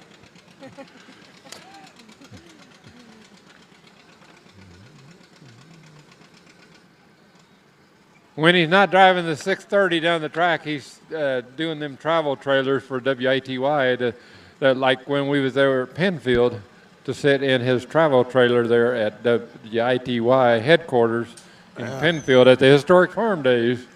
We sure appreciated having that mobile studio facility over there. Especially when the storm was coming. We had weatherman Greg Solier right on the spot with moment-to-moment coverage on AM 980. Yeah, it's a good thing he was there that day to give us up-to-date, up-to-the-minute report. He is on our television show this weekend with his 4-week forecast, by the way, and he's talking about a cool August, especially for the eastern Corn Belt. Temperatures below normal for the month of August. What about rainfall? Normal? around normal. Yes, nothing excessive. Nothing. See, now we're talking. Yeah. We'll give him an A+ on that, too. And John Chandler goes a distance of 222 feet and 2 inches. 2-2, 2-2, 2-2, 2-2. Wearing a 2-2. Oh, he wasn't wearing a 2-2. But he's got a lot of twos at his distance. And then we're going to have Amanda all the way from Nashville, Tennessee, driving a John Deere R.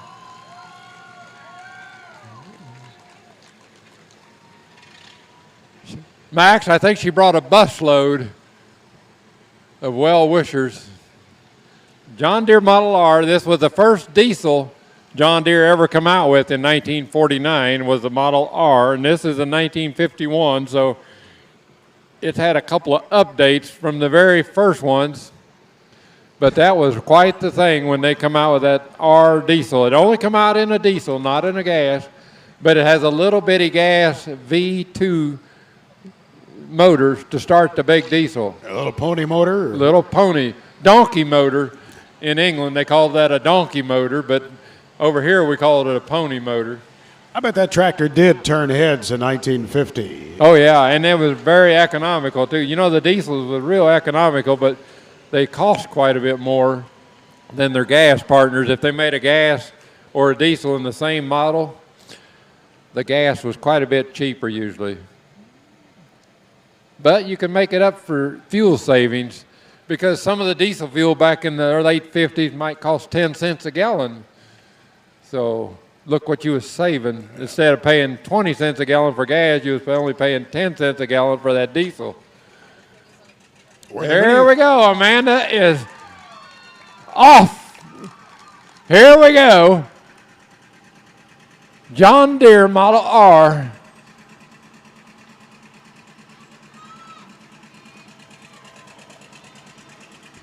She's got 222 feet, 0.2 inches to beat.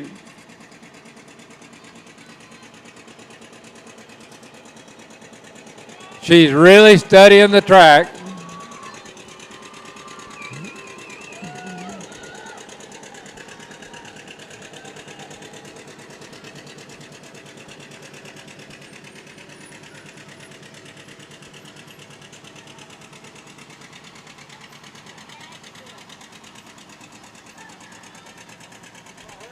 Boy, it seems effortless for both the tractor and the driver. Yeah, it's a walk in the park for both. Just starting to make it tough a little bit. I don't think there's no stopping her tonight. No.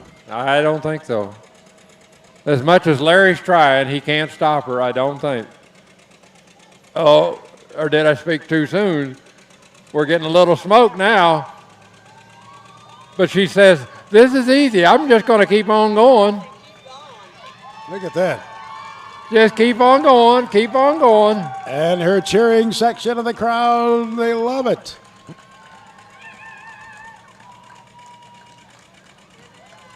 They're going to have to stop her down there somewhere. Oh, there we go. The first full pull of the night, Amanda does it right there. How about that? Boy, she made that look easy, Max. She did.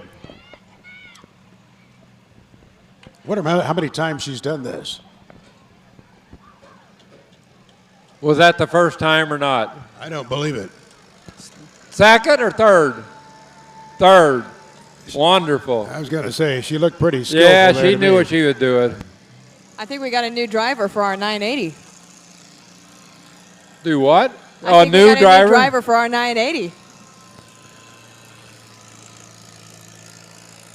Now we're going to get up to 10,000 pounds. But just to remind you folks who won that 8,000 pound class, Amanda Knepp right there on that John Deere R, full pull, and then John Chandler on his John Deere 630 comes in number 2. And Amanda has come all the way from Nashville. Yeah. And I think as they're getting everything prepped up, it's going to be some time. Now we got a couple moments. We're going to go ahead and draw a few more prizes. So if you guys still have your tickets, your little red tickets that you got right at the gate, make sure you grab those. Got them? All right, I'm pulling out. Most of them starting with 860 anyway. 719, the last 3 digits, 719. If you have it, raise your hand, jump around. Let Dave and Pauline know that you're here. Again, that number 719.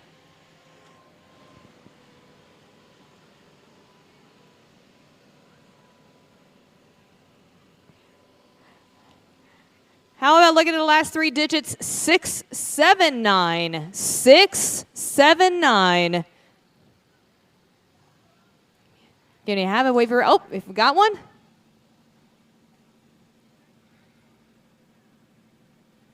See a little bit of trivia. Dave Brown is a runner. Let's see how well he does with stairs. Aha, he's got it.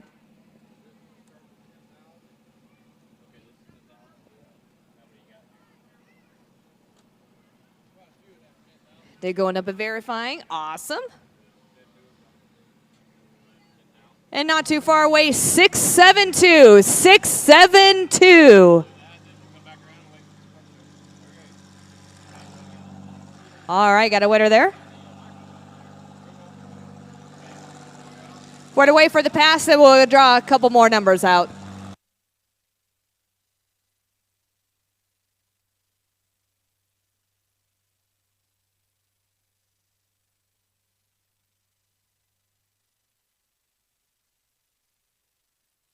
Here we go, Rick Hess all the way from Georgetown.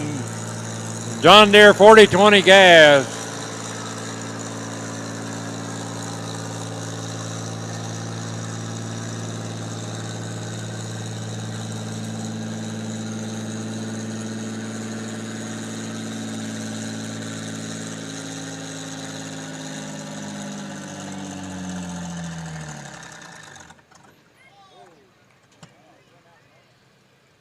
Oh, Rick, it sounded like you might have run out of gas.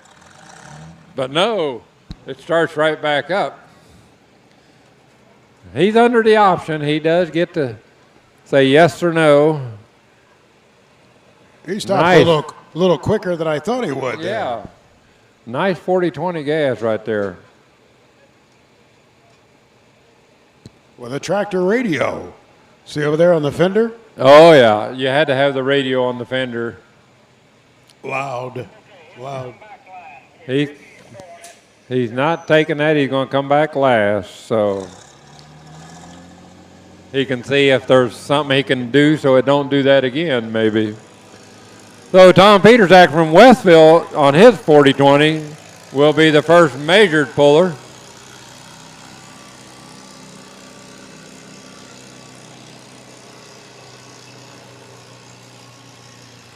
Can I assume that you and your dad didn't exactly agree on the setting of the radio on the tractor?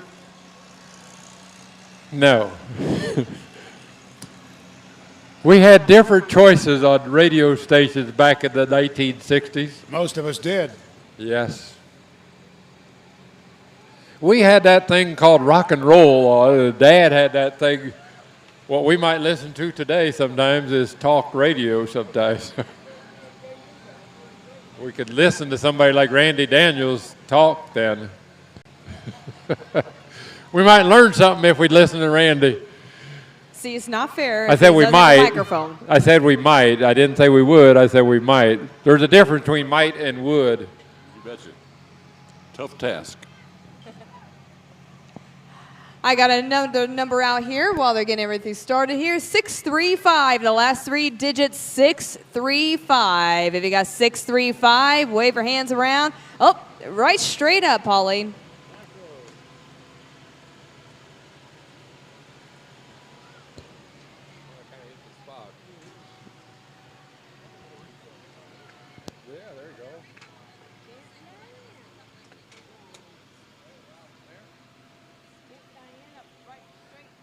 Okay, Tom's going to be driving a 40-20 diesel. This is a diesel.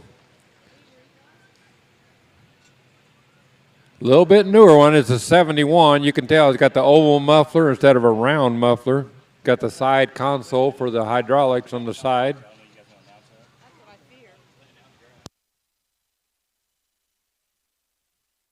Okay, we got a sparkly smartphone. Yeah, somebody's missing an iPhone. Check your pocket, make sure, and then identify it up here at the table. He can go up to 4 miles an hour now.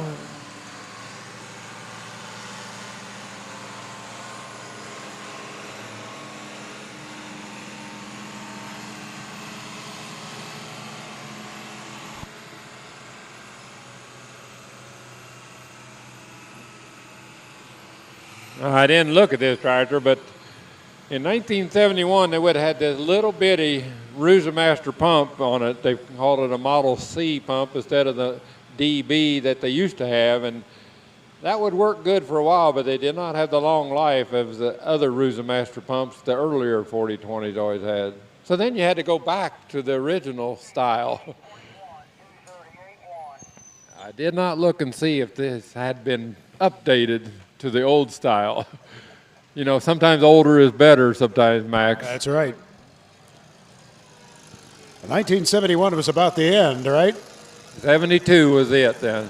And then we went to new Generation 2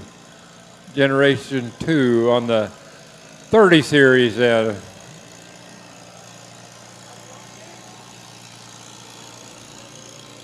Colder Hess is going to be driving a 4020 model gas.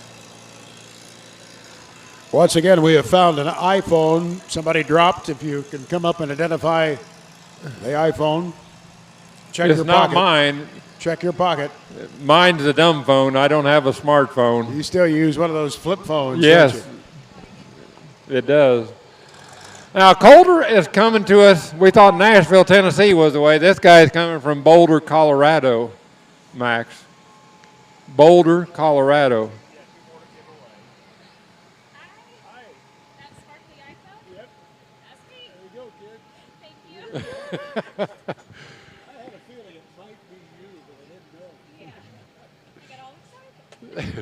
Well, you did a good job on that MTA, so now you got your phone, and just so now you're okay. Thank you. Yeah, thanks.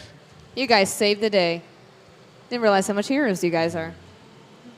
I think that was Mr. Sparkman brought that up here to us, wasn't it? The Steam Man. Yes, it was. Jansen Man. Part of the Jansen. Who needs capes when you have overalls? Do you have another number here? Last one. Second to the last one. We'll draw 2 more. 797. So last 3 digits, 797. Pauline is looking for you. Wave your hands. Jump around. 797. Oh, hey, straight up in front there, Pauline. Here we go. Colder Hess. He's not going to rush it through. He's just going to take it steady, plodding, determined to pace.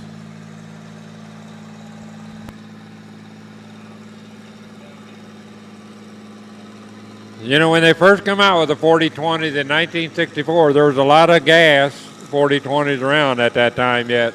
64, 65, and even 66. But then they started mostly selling diesel, it seemed like. But a lot of them just like that with the John Deere factory wide front end, 15.5, 38.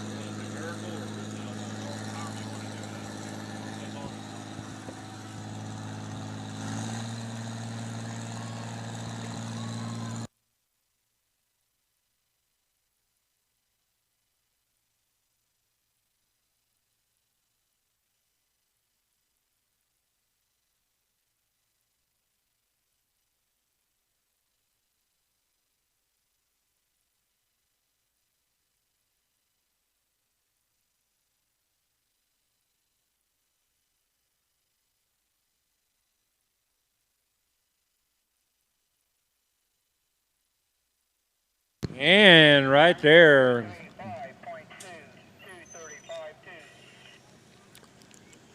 235.2, 235.2. All the way from Denver, Colorado.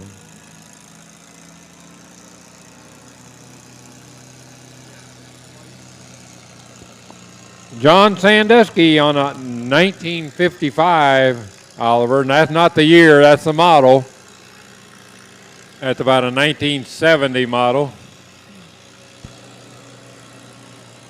Also has a Waukesha in it, but this is a 310 Waukesha. About the last of the Waukeshas right here. It was also about the last of the Olivers, wasn't it? Yes, it is. About 1972, 73 was about it for the Olivers, except the 2255, they made them all the way till 1976. Still painted on green in 1976 yet. They did play around with the color a little bit, didn't they, on some of the Olivers there toward the end? Yeah, they did. Yep, there were some different shades of green. And you could get one that looked just like it, only in cockshut red. That's what I thought. Yes, exactly the same, only cockshut red, and it said cockshut instead of Oliver. They're coming into the same family there. The Cockshut Plow Company out of Ontario, Canada. Bradford, Ontario, Canada.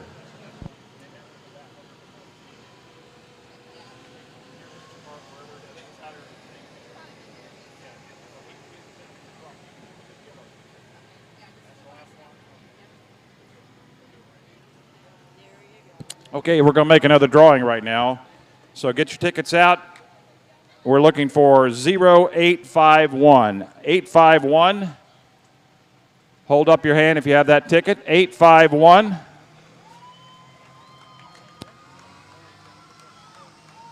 Here we go. John Up there, Sandeski okay. from Danville. Pauline, we got a winner up there. 851.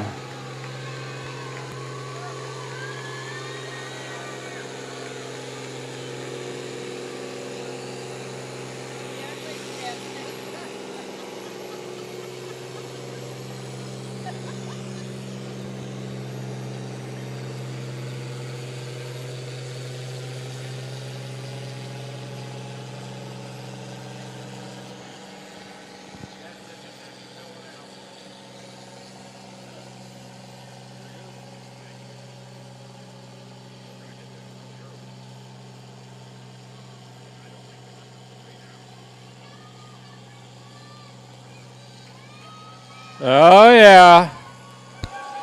Making Getting the front end off the ground. Oh, yeah.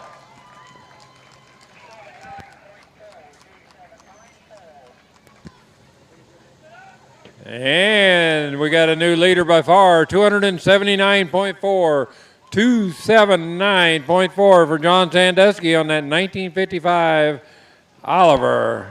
The tractor nicknamed the Ugly Stepsister. I wonder if all the stepsisters were ugly or just that one. No comment. Then we're going to have Josh Hooker from side L on 1135 Massey. Then Keith S., Nick Bryant, Joe McElhoe, and Phil Starr. And then we got Rick Hess bringing up because he dropped to last. 1135 Massey. Got the Perkins 6-cylinder 354 cubic inch diesel in this.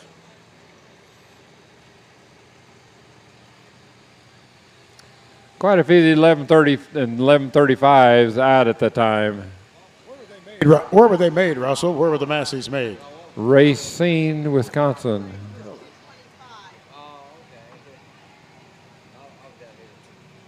I think they were still made there when they was making this, I'm thinking. Thank you. See you next year. I'll be back. All righty. Is that right, John Craig? That's still Racine or not? I thought so. See, I could ask my in-house expert over there, Massey Ferguson. I was thinking that was still there because Massey Harris was racing, and I thought that was still the case with these yet.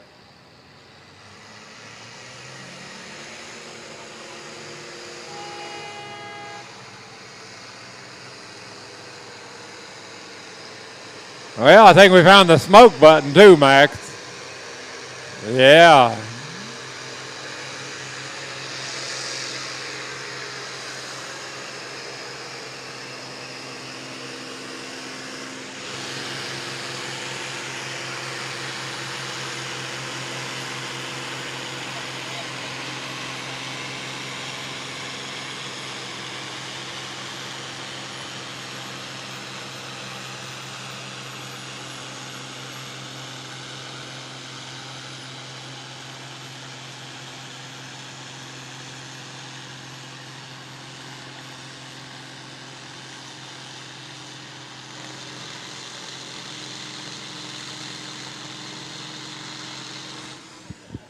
Plenty of power, plenty of smoke. Yes, sir.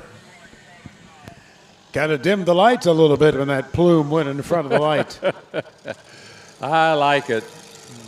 And Josh goes the distance of 217.9, 217.9. Spins her out hard there. Keith Hess from Georgetown on a G1000.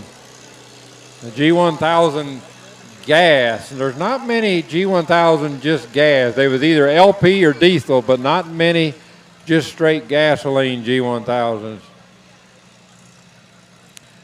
This is about a 1966 model.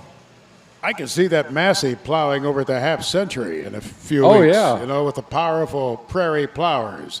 That would be awesome, wouldn't it? Having that smoke going like that. I like that. Powerful prairie plowers. Say it. Say it one time, quickly. Powerful prairie plowers. No, they're just the plowers.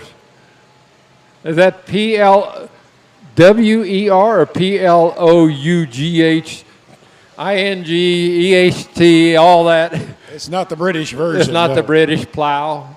PLOUGH, plow. G1000 gas, 504 cubic inches in 6 cylinders. They come out with the G1000 in 1965, but they didn't look like this. They had the low band around the front of the radiator, and there was only 100 made, so this one is the newer style sheet metal, so it has to be 1966 or newer. And they only made the round belly till 1967 when they come out with the G1000 Vista, and they was all yellow then. The Dana Brown belly and the Prairie Gold number 3 yellow. Here we go. 5-speed forward with a torque amplifier also in this tractor. They had the torque amplifier. Keith Hess.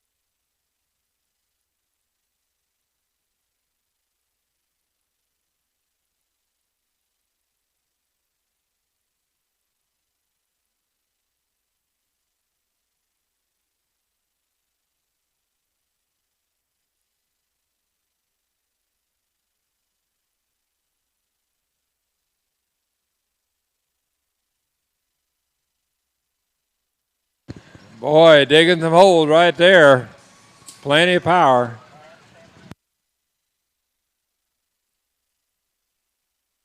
178 feet 8 inches, 178.8 for Keith Hess. Nick Bryant, Joe McElhoe, and Phil Starr makes 3 up.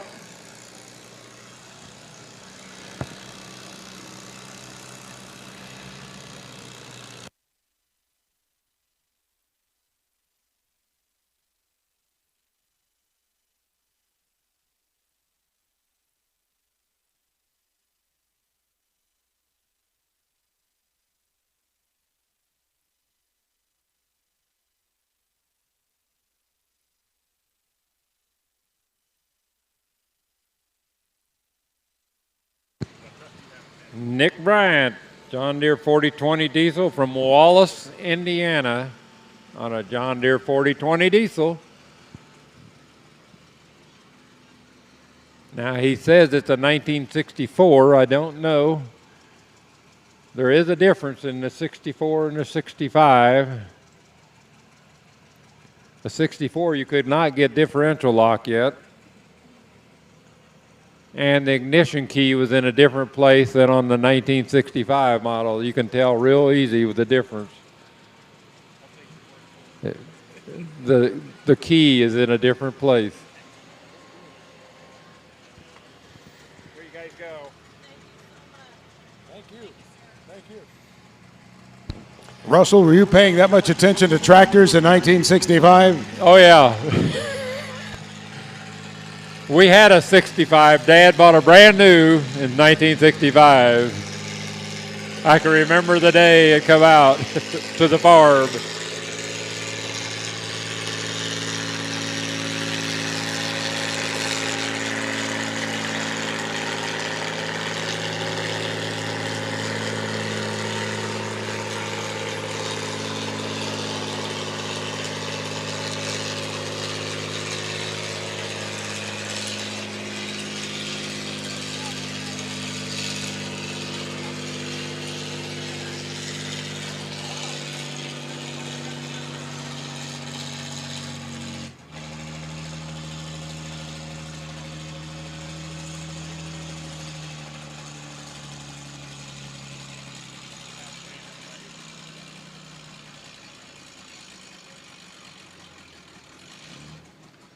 You could tell on that thing, too, he just took the loader off. There was a loader frame on the front end of that thing. He took the loader off so he could come to the Georgetown Fair to pull tractors.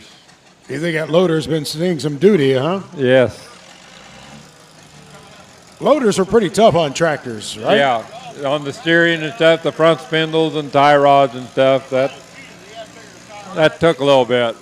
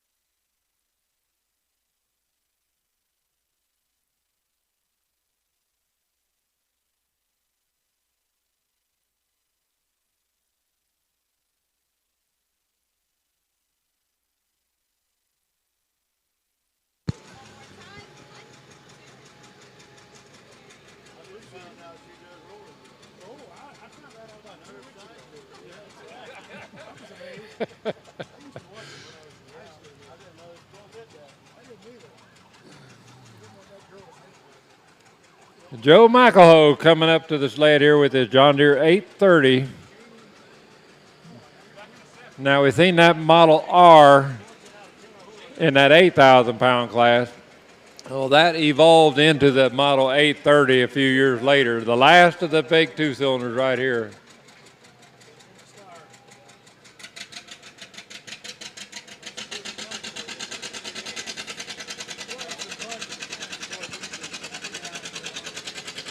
John Deere 830, 474 cubic inches and 2 cylinders. Diesel only.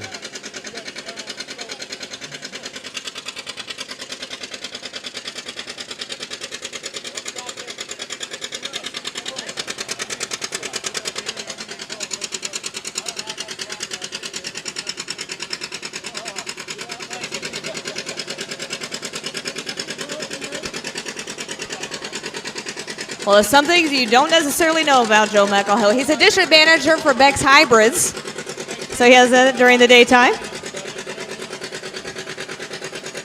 And tonight, pulling on his John Deere.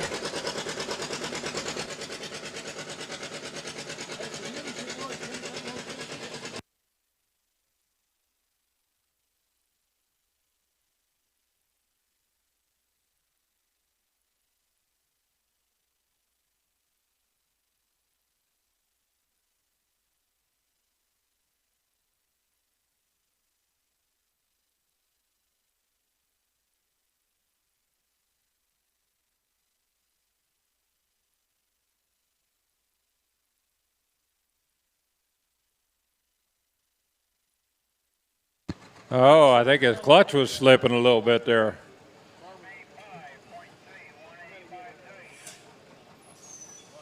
$185.3, 185.3 on Joe McElhill. What would you say about him, Laura?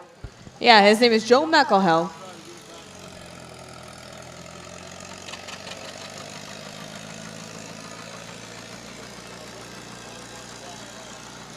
Always been a good guy. See, he and I were classmates at Danville Area Community College. He actually took some mass communications courses back then, and so started up with Beck's, and then that's where he's been since then. Okay, we got Phil Starr, and then we got Rick Hess, and then we're going to have that steam engine. You see Dustin over there with that smoke coming out of the smokestack on that little steam engine.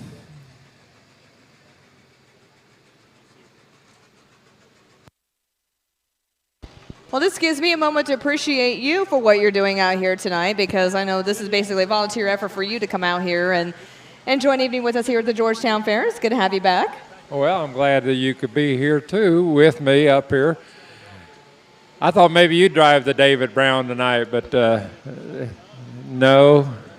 Finicky getting on that reverse. I had a little bit of issues at the I&I Historic Farm Days getting in reverse, so so I wanted to make it safe, make sure I didn't ruin it. It's a nice little baby. Yeah, you got your initial run on that over at Penfield about 3 weeks ago, and never driven a tractor until the I&I Historic Farm Days. That was on my bucket list this year, was to drive a tractor for the first time. And not only did I drive it the first time, I drove it the second, third, and fourth. There you go. Phil Starr from Bismarck on his 40-20.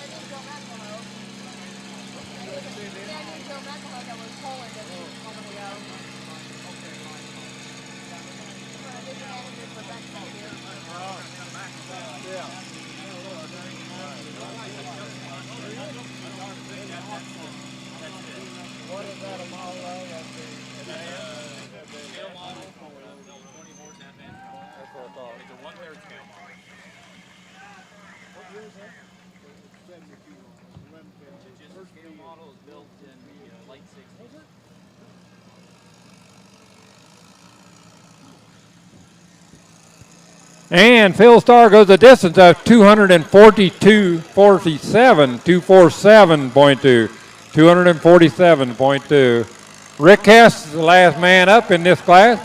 Then we're going to have the steam engine. Now we're going to do two different things with the steam engine. He's going to hook onto the sled and do a little bit, but then we're going to do the spark show later. So he's doing both. So there will be two different deals on this steam engine. Number one, he's just going to pull the sled, and then number two, he's going to do the spark show. So he has to add a little bit of different stuff to the firebox to really put out the sparks. So you will see Dustin Jansen do a pull with the sled, and then he's going to do the spark show with the sled, or with a 4x4 behind him, not a sled, but the 4x4, because he don't need too much pull on it then, because it's a 1/3 scale that was built in the late 60s, and he's going to be doing that with that thing. I have seen an exceptional amount of John Deere 4020s here tonight. Impressive showing. I can't believe there wasn't some international 806s or something in this class also. Because they was, well, we've seen the G1000, we've seen the 1955 Oliver, but there was no internationals. Now, I think we got some coming up in the 12,000, but not the 10,000. Yep. We got a lot of colors here tonight. We got about everything represented, I think, except I haven't seen a Ford. Didn't see any blue, no. No. Well, they was red and gray before they was blue. Well, that's true. Yeah, right. At the very least, you get the education on the colors.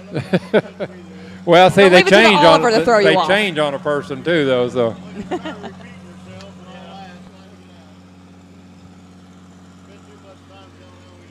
Rick Hess from right here at Georgetown on his 40-20 gas.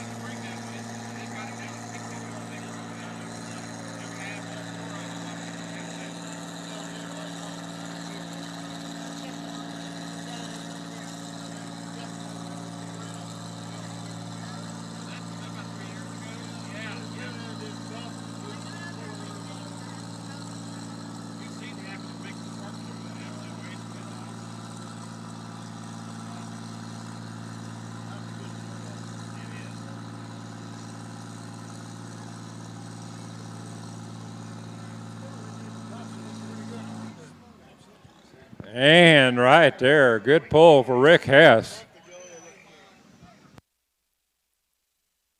231.5, 231.5. We'll give you the rundown on this in just a minute.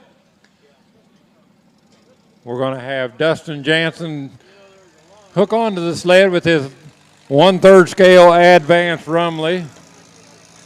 And then we're going to go to 12,000 pound, and we're also going to have that spark show with that advanced Rumley. So we need Bill Moss and Lance Hess and Keith Hess, first three up in the 12,000. 12,000, start getting them around. 12,000 pounds of tractors, start getting them around.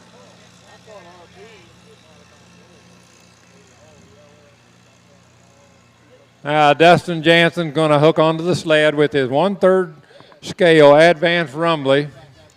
Dustin comes to us down by Dieterich, Illinois. That's a little bit east of Effingham. The Jansen family has about 6 or 7 different steam engines at home. This is the little one that sometimes Willie drives, but Dustin's been doing quite a bit of it the last couple years. They had that thing on the dynamometer down at Pinckneyville last summer, and it was running about 20 horsepower on the dynamometer down there at Pinckneyville at the American Thresherman's last year. Just really putting on a nice show down there. What did it do on the dyno? It had about 20 horsepower on the dyno. 1/3 scale advanced Rumley.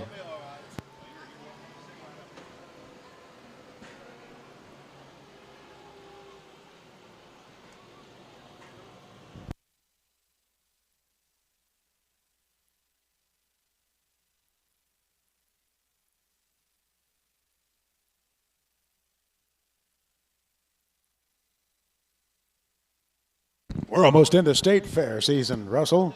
Yes, we're getting there. Fairs get underway in the next few days. Indiana State Fair will be starting.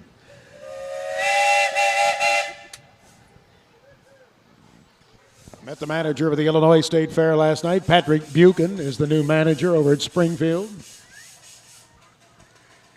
Now he'll be pulling again. This is a preliminary right now, folks. Give you an idea what it's going to be like. Russell, tell us about it. Yeah, he's going to have a little bit of sparks coming out, but the spark show will be a little different. It's going to be all sparks in.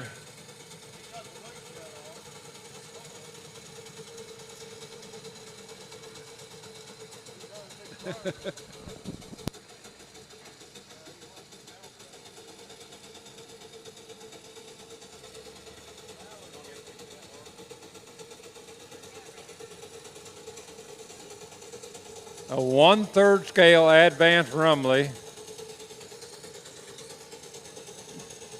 A lot of steam engines built around the turn of the century back then, till the gas power took over at about the 1920s was really when the gas tractors really started taking hold.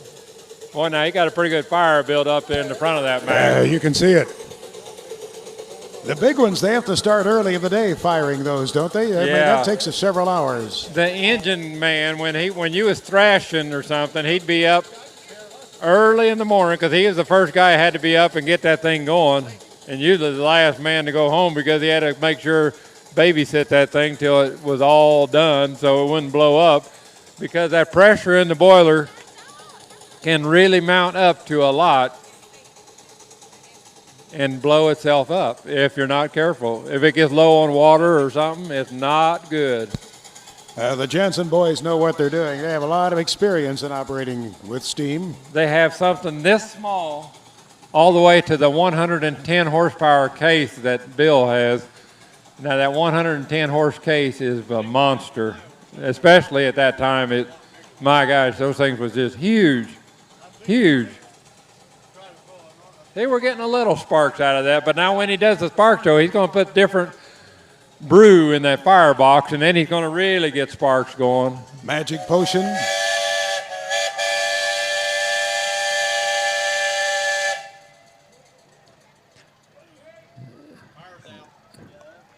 How about that? Give him a hand, folks, because that takes a lot of work. You don't just turn the key and start those things up. You got to build a fire. Not exactly the cleanest job in the world either, is it, Russell? Cleanest or coolest. Who was the fellow that used to wear white shirts? He operated it. Was that Herb? Herb Beckemeyer, just outside of Champaign. You'd see him operating with a white shirt. White shirt, engineer. Yeah, he passed away a few years ago, but old Herb, he was one of the guys that always there at the Pontiac and the American Thrashman, but always at the Pontiac show there Labor Day weekend. Now, Dustin's going to come around, and then he's going to put that different brew in there, and then we're going to get a spark show, so that's really going to be fun to watch.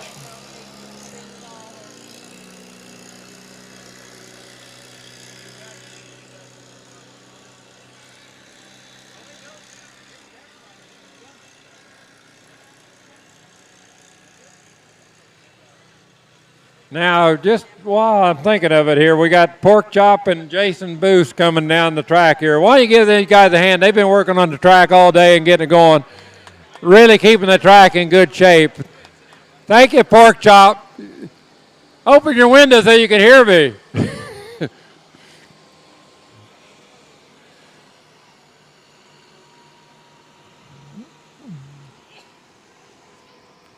Yep, them guys, they do a lot of work, and even though they're in them nice cabs, somebody's got to do that all the time, so we appreciate all the help around here.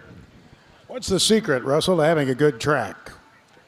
if you have good dirt to start with, and they've always had good dirt here at Georgetown. They've come to the polls here for years and years, and they always had a good track. That's the main thing. And you like to have a little moisture in it. A little moisture and a little bit of clay, you know, so it packs good. It goes right back, so it's fair for everybody, from the first guy to the last guy. Let me give you the rundown here on that 10,000-pound class. Number 1 went to John Sandeski on that Oliver 1955 from Danville. He went 279.4. Number 2 went to Phil Starr on his 40-20 from Bismarck at 247. And number 3 went to Tom Petersack on his 40-20 from Westville at 238. So good class of 10,000-pound tractors right there. Now we're getting D21. Bill Moss from Paris on a D21. Come out in 1963. And then after about a year or so, then they started putting turbochargers on. And then they really had a tractor. They had a horse then, D21. I think he's going to come back. I'm pretty sure.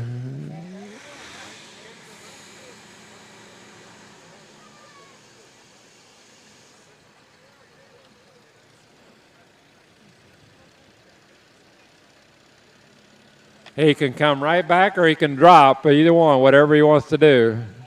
Or he can take that pull if he wants. But I kind of doubt that. I thought so.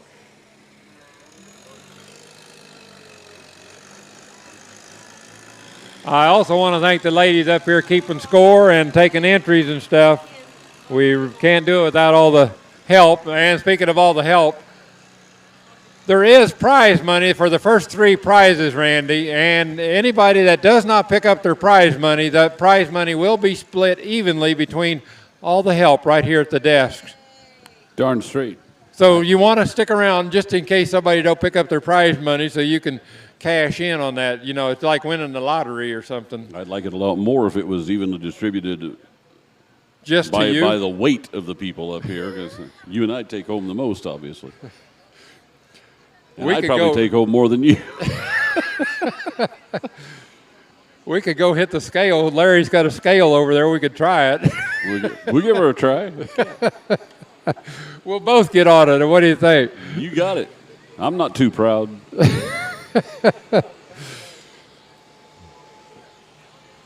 Okay, here we got Lance Hess from Crescent City on his 1066. He will be the first measured puller. And then we got Keith Hess on his G1000, and then Dean Patt on his 1950 Oliver. Is it getting cool enough for you, Randy? Finally. It's getting cool enough for you? I took off the headband, didn't I was I? going to say, he got no headband no more. What happened? Did he blow his top or what? You know, I'm just the human version of one of those steam engines. That's all it is.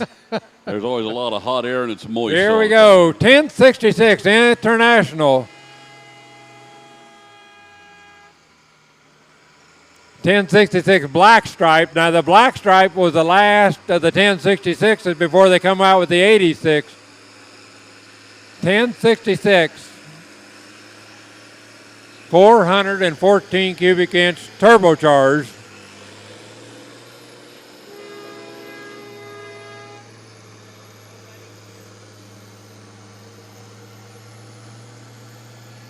£12,000 right here.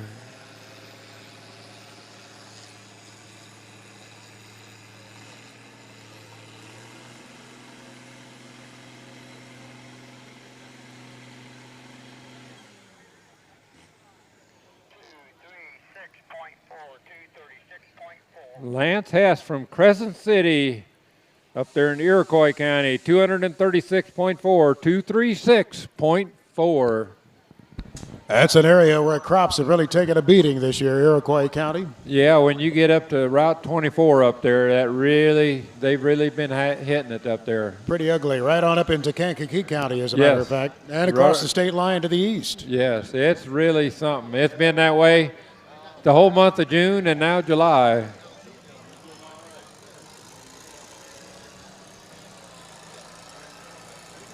One night we were in the airplane, Orion's airplane, at about 4,500 feet over northern Indiana. It was about sunset. I looked out and I thought, doggone it, I didn't realize we were over Lake Michigan. We weren't. It is. The lake was off to the right, yeah. Solid water. Like you say, you get around Kankakee Airport and south, it just, from there, almost clear down to Cessna Park during there. It's just a lot of water. There's some crops never got planted up there. Just really something. Right at that intersection of Route 24 and Highway 1 in Watsika, I think they said it's flooded about 4 times. It was this summer, 4 times. You know, when you go to that intersection right there, like you say, that's hard to believe when you're there when it's not water, and then now there's all that water there. That's a lot of water. But that Sugar Creek, that's carries a lot, and that's a big creek through there too, and it's carrying a lot of water. Well, a year like this really makes us appreciate drainage. Yes. You know, and that includes ditches and all sorts of drainage. That water has to go somewhere.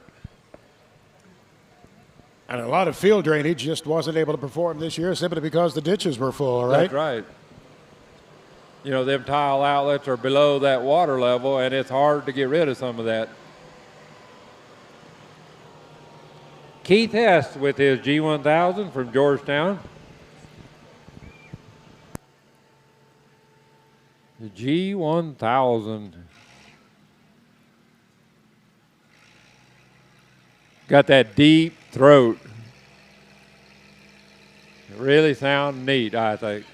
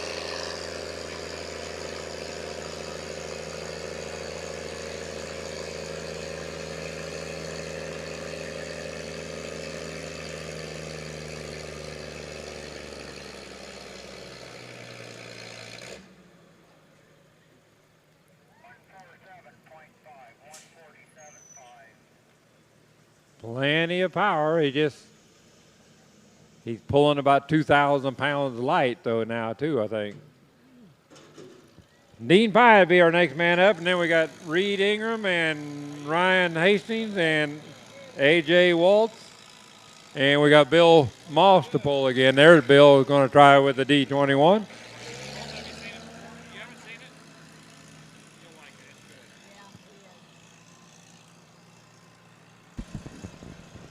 We're going to have a tractor ride, by the way, opening day of the Half Century of Progress. Might want to mention that. Anybody wants to come along, you can sign up and join us for the Half Century Tractor Ride. That'll be Thursday morning, the 27th. And I think we're going to try to get back to the showgrounds before the day gets too far along so we can enjoy the show as well. That's right. It's not a real long tractor ride, but it's a nice scenic ride kind of to the north and the east of Rantoul this year.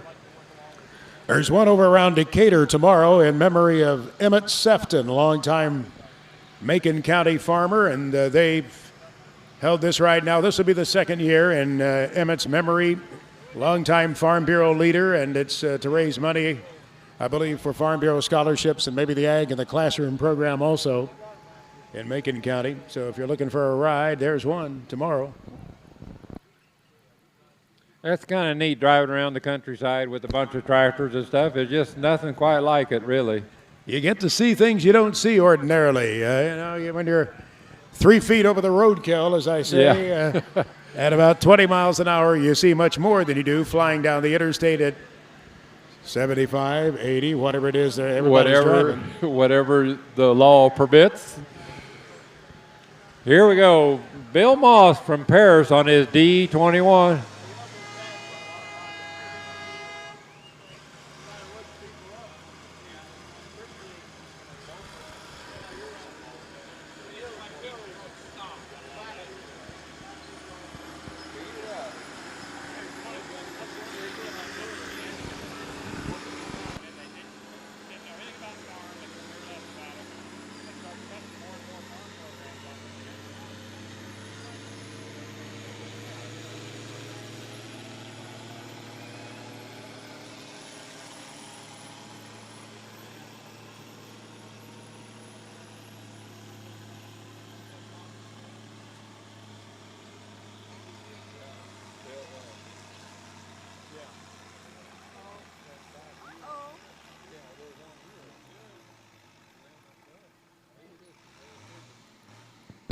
Right there.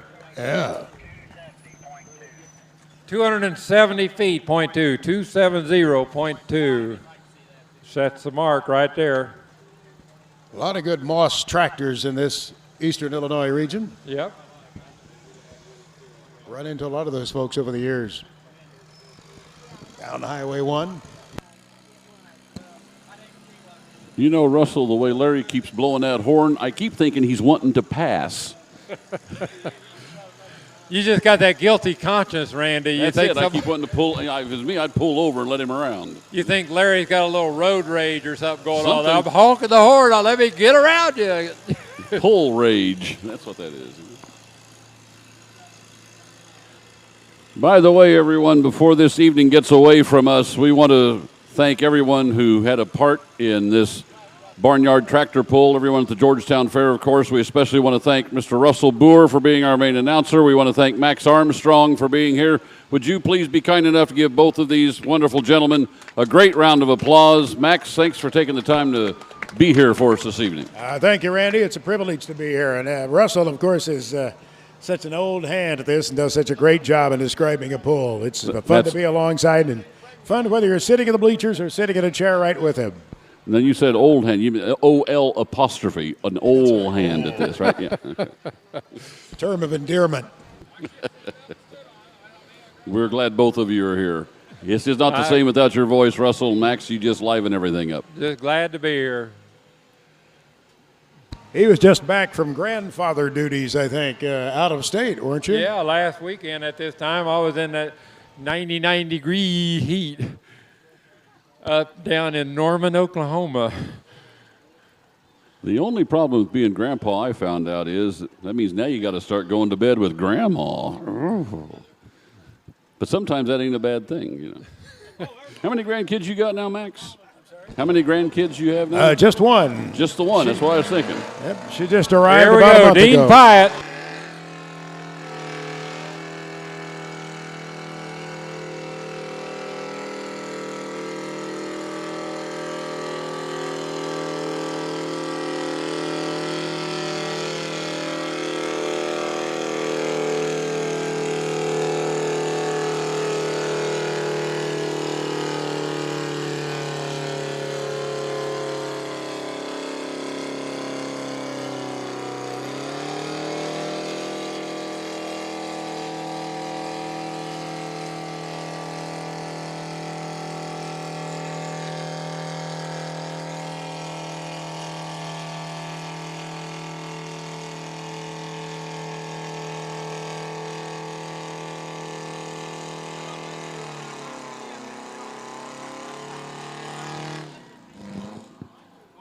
Oh, yeah, can you hear me now?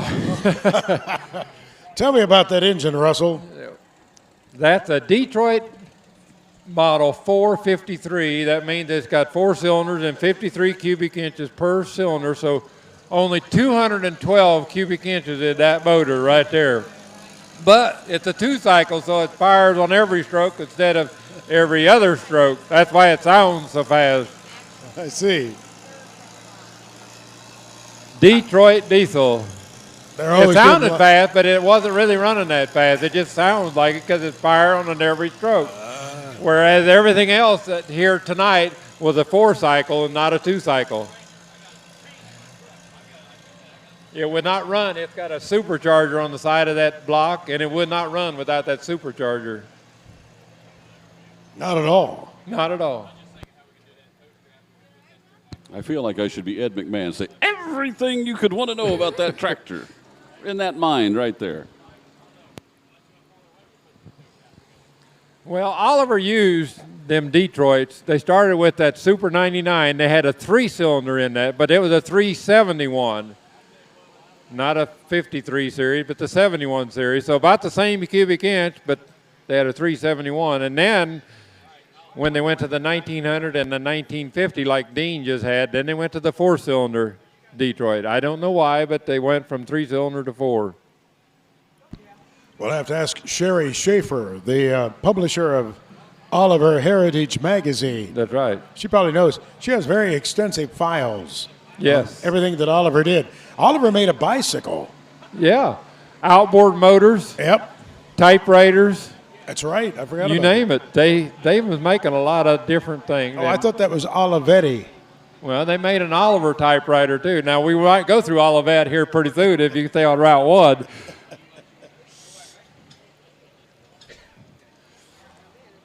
Now we got our first cab tractor. We got a John Deere 4430, Reed Ingram from Chrisman on his 4430.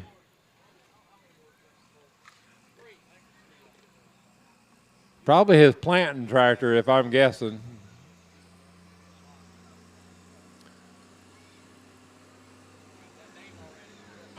You think it still sees some field duty, huh? He got a little help in the cab there, too. Yep. They get to ride along and see what's all happening, how this all works, so they can someday grow up and pull tractors, too. 4430. Come out in 1973. This is a 1977 model, so it's about at the end of it. 30 series, but before they come out with the 40 series.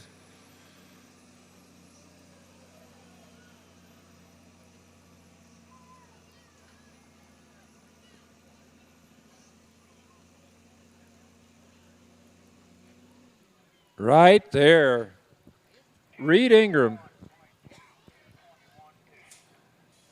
221.2, 221.2. Ryan Hastings on his 1066, and then we've got A.J. Waltz, and then we're going to have Nathan Elliott do a exhibition run on his 5020.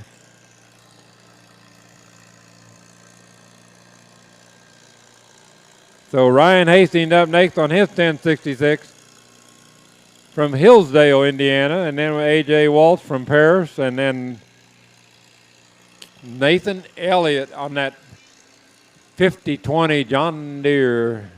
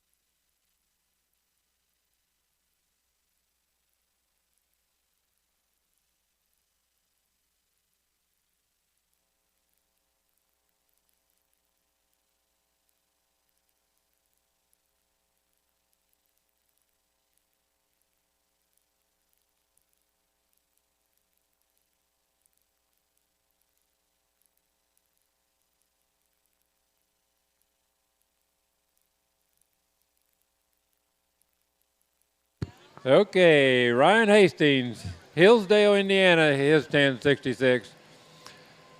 Like I say, the other one had that black stripe on it. That was the end of the series, but 1066 come out in late 72, 73 time frame. Very popular tractor was the 1066 for International at that time. Yep.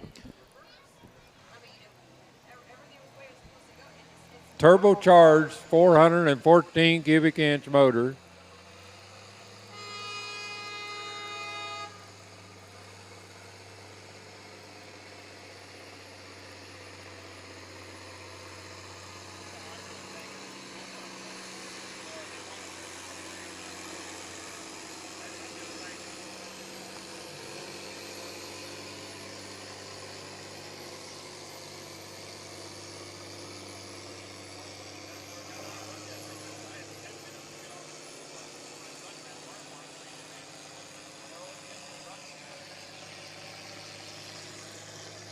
Is that just me, or is that kind of light on the front end there? He's just right. Just right. That's what I thought.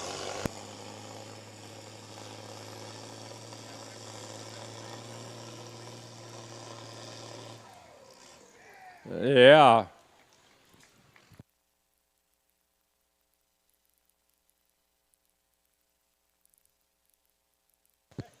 $277.5, 277.5.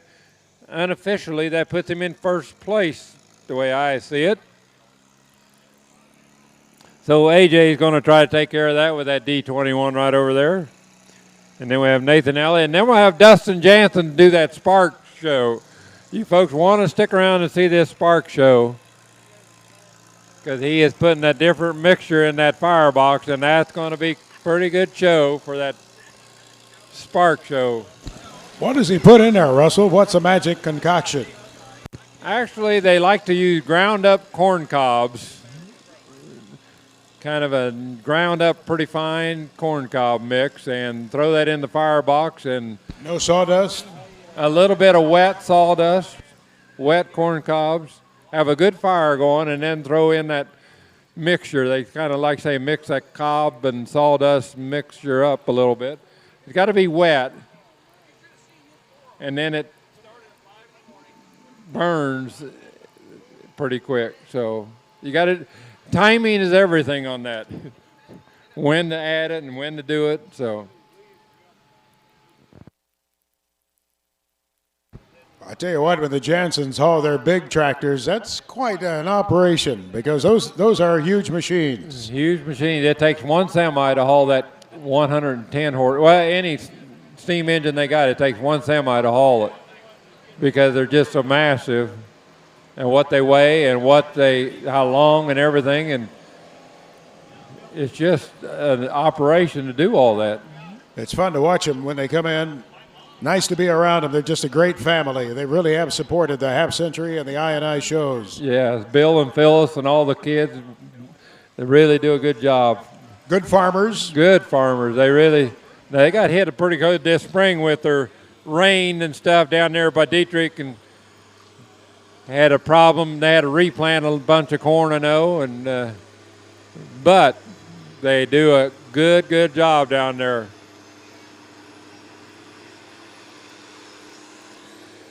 AJ Waltz.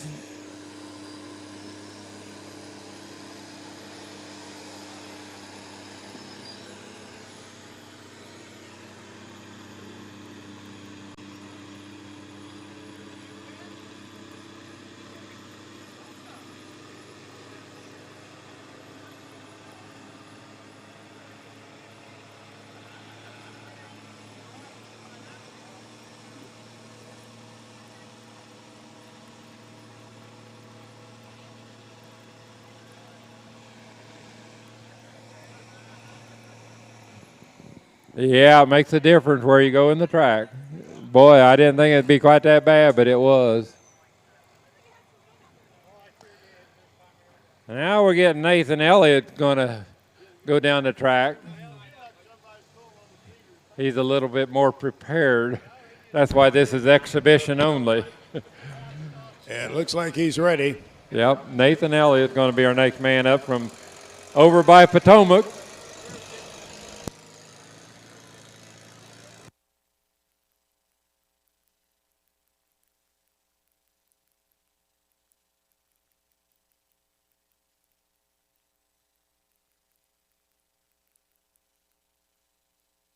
And then we'll be ready for Dustin Jansen to put on that spark show.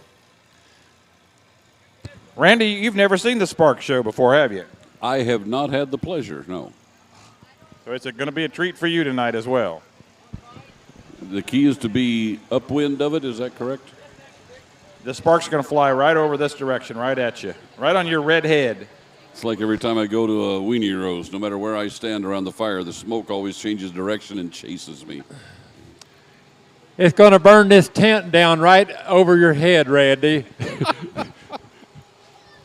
I hope the insurance is paid then. Let me give you the rundown on that 12,000-pound class. Ryan Hastings goes number 1 with his 1066 at 277.5. Number 2 goes to Bill Moss on his D21 at 270.2. And number 3 went to Lance Hess on his 1066 at 236.4. That's the first top 3 in the 12,000-pound class. Nathan Elliott's going to give us an exhibition run on his 50-20 John Deere, and then we're going to have Dustin Jansen give us that spark show. We want to thank our sponsors, Farm Credit Illinois, Feaster Seeds, Whiffles Hybrids, Chrisman Farm Center, Berkey's Farm Store, Max Armstrong, Russell, all of you for being here tonight. And thank you folks for being here tonight as well. How many have never seen the spark show before? A lot of you? All right. Well, this is a real treat for you tonight.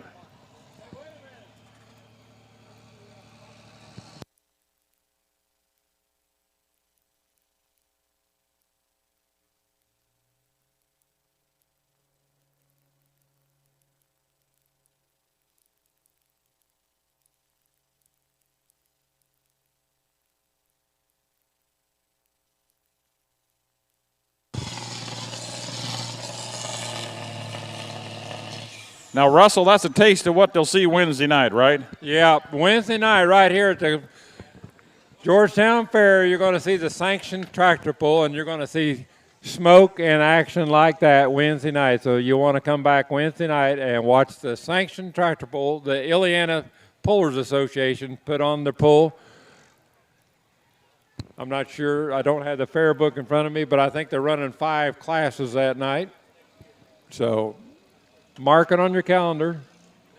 Come to the Queen pageant Monday night, the sanctioned tractor pull Wednesday night. Don't forget about the fair food up and down the main alleys down there, Max. That fair food, there's always something good to buy at the fair. You just don't get it anywhere else. You can't make it at home like that. And you can't worry about your diet. No, you got to forget about that at fair time. This is just once a year, so have all the corn dogs and lemonade shake-ups and everything you want. That's right. Elephant ears, you name it. Now we're getting Dustin over there put on that spark show with his 1/3 scale Advanced Rumley. Advanced Rumley was quite the people in steam engines at that time. Advanced Rumley, Baker, Case, even made a Russell steam engine. They are going to turn the lights off so you guys really get the full effect of this. Are you going to hook on to them, Darius? You going to pull them the other way? That'd be worth the price of admission, right? Well, yeah, let's see who goes, the golf cart or the steam engine. I think we're going to get Stu hooked up to him.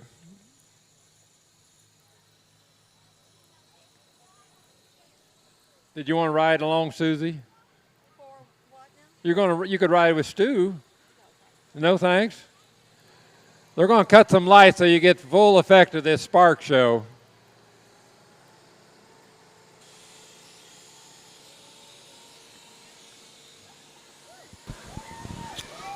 Okay, keep your hands to yourself. That's okay. Come on.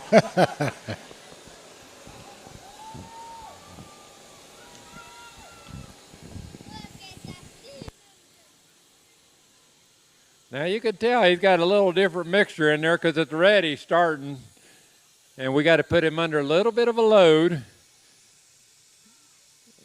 We should and see he's that. going to be this Roman candle going down the track, Max. We should see that red glare right at the front too, right? Oh yeah, that's the fire in the firebox. You got to have a good fire going, and then like I say, you add them special potion that they put in the firebox.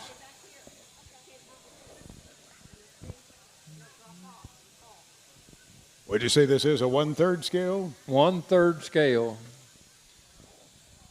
of that particular model. Advanced Rumley. Advanced Rumley. Weren't those made in LaPorte, Indiana? I think they Rumleys? was. I think LaPorte, Indiana is right. Think of all the tractor companies that existed right in the Midwest U.S. Oh my gosh, there was a whole book full of tractor companies. All kinds. Mr. Darius Harms is out there on the track somewhere, David. Yeah, He's got the lights shining bright there so Dustin can see what he's doing. We owe Darius a great big round of applause and thanks for helping make this Steam and Spark show a possibility here tonight. Thank you, Darius. Darius is spending a lot of his time getting ready for the half century of progress. And if you didn't catch those dates earlier, it's the 27th through the 30th of August. That'll be a Thursday through Sunday at the old Chanute Air Base. Great place for that show. If you haven't been there, it's just a wonderful facility for it. We've got room to spare. More than 200 acres of corn, right, Russell? 260 acres of corn, something like that? Corn and beans, 200 and some acres, yes. I heard yes. 400 acres of farmland and 100 acres of concrete. Some broom corn. A lot of concrete is right. Broom corn. There'll be brooms made out of broom corn. Don't forget about the broom corn this year. We got a broom corn going, so we can sweep you away with the broom corn once we start making brooms. All of the clubs will have nice displays there too, and there'll be a bunch of vendors. I'm told that we're going to be having more vendors selling parts and whatnot, hats. All kinds of things. Yes. Yeah, but neat stuff. It's oh not yeah, junk. That's, no, that's the it's thing stuff about you it. need. If you're into tractors, it's just real good quality stuff.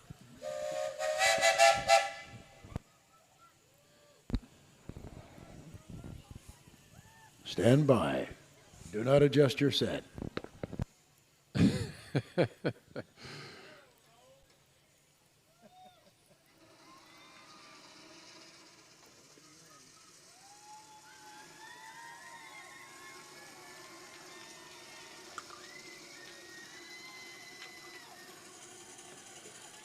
By golly, now there we go. We got a good show.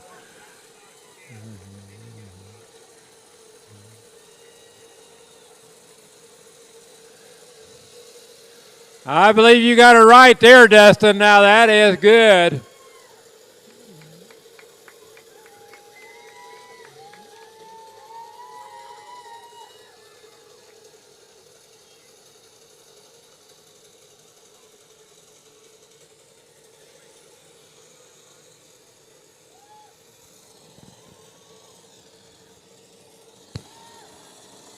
Kind of looks like my car every night.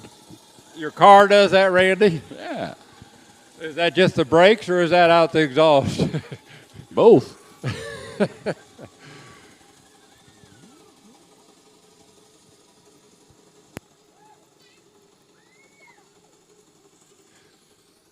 Listen to that thing just run so nice and smooth.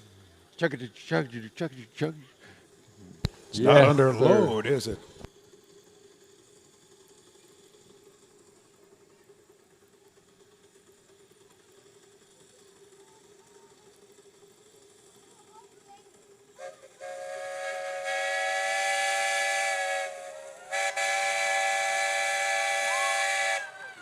That's a whole nother effect. Yes, it is. How about that? Ladies and gentlemen, there's Mr. Dustin Jansen from Dieterich, Illinois, putting on a show for you. Come all the way just to do that.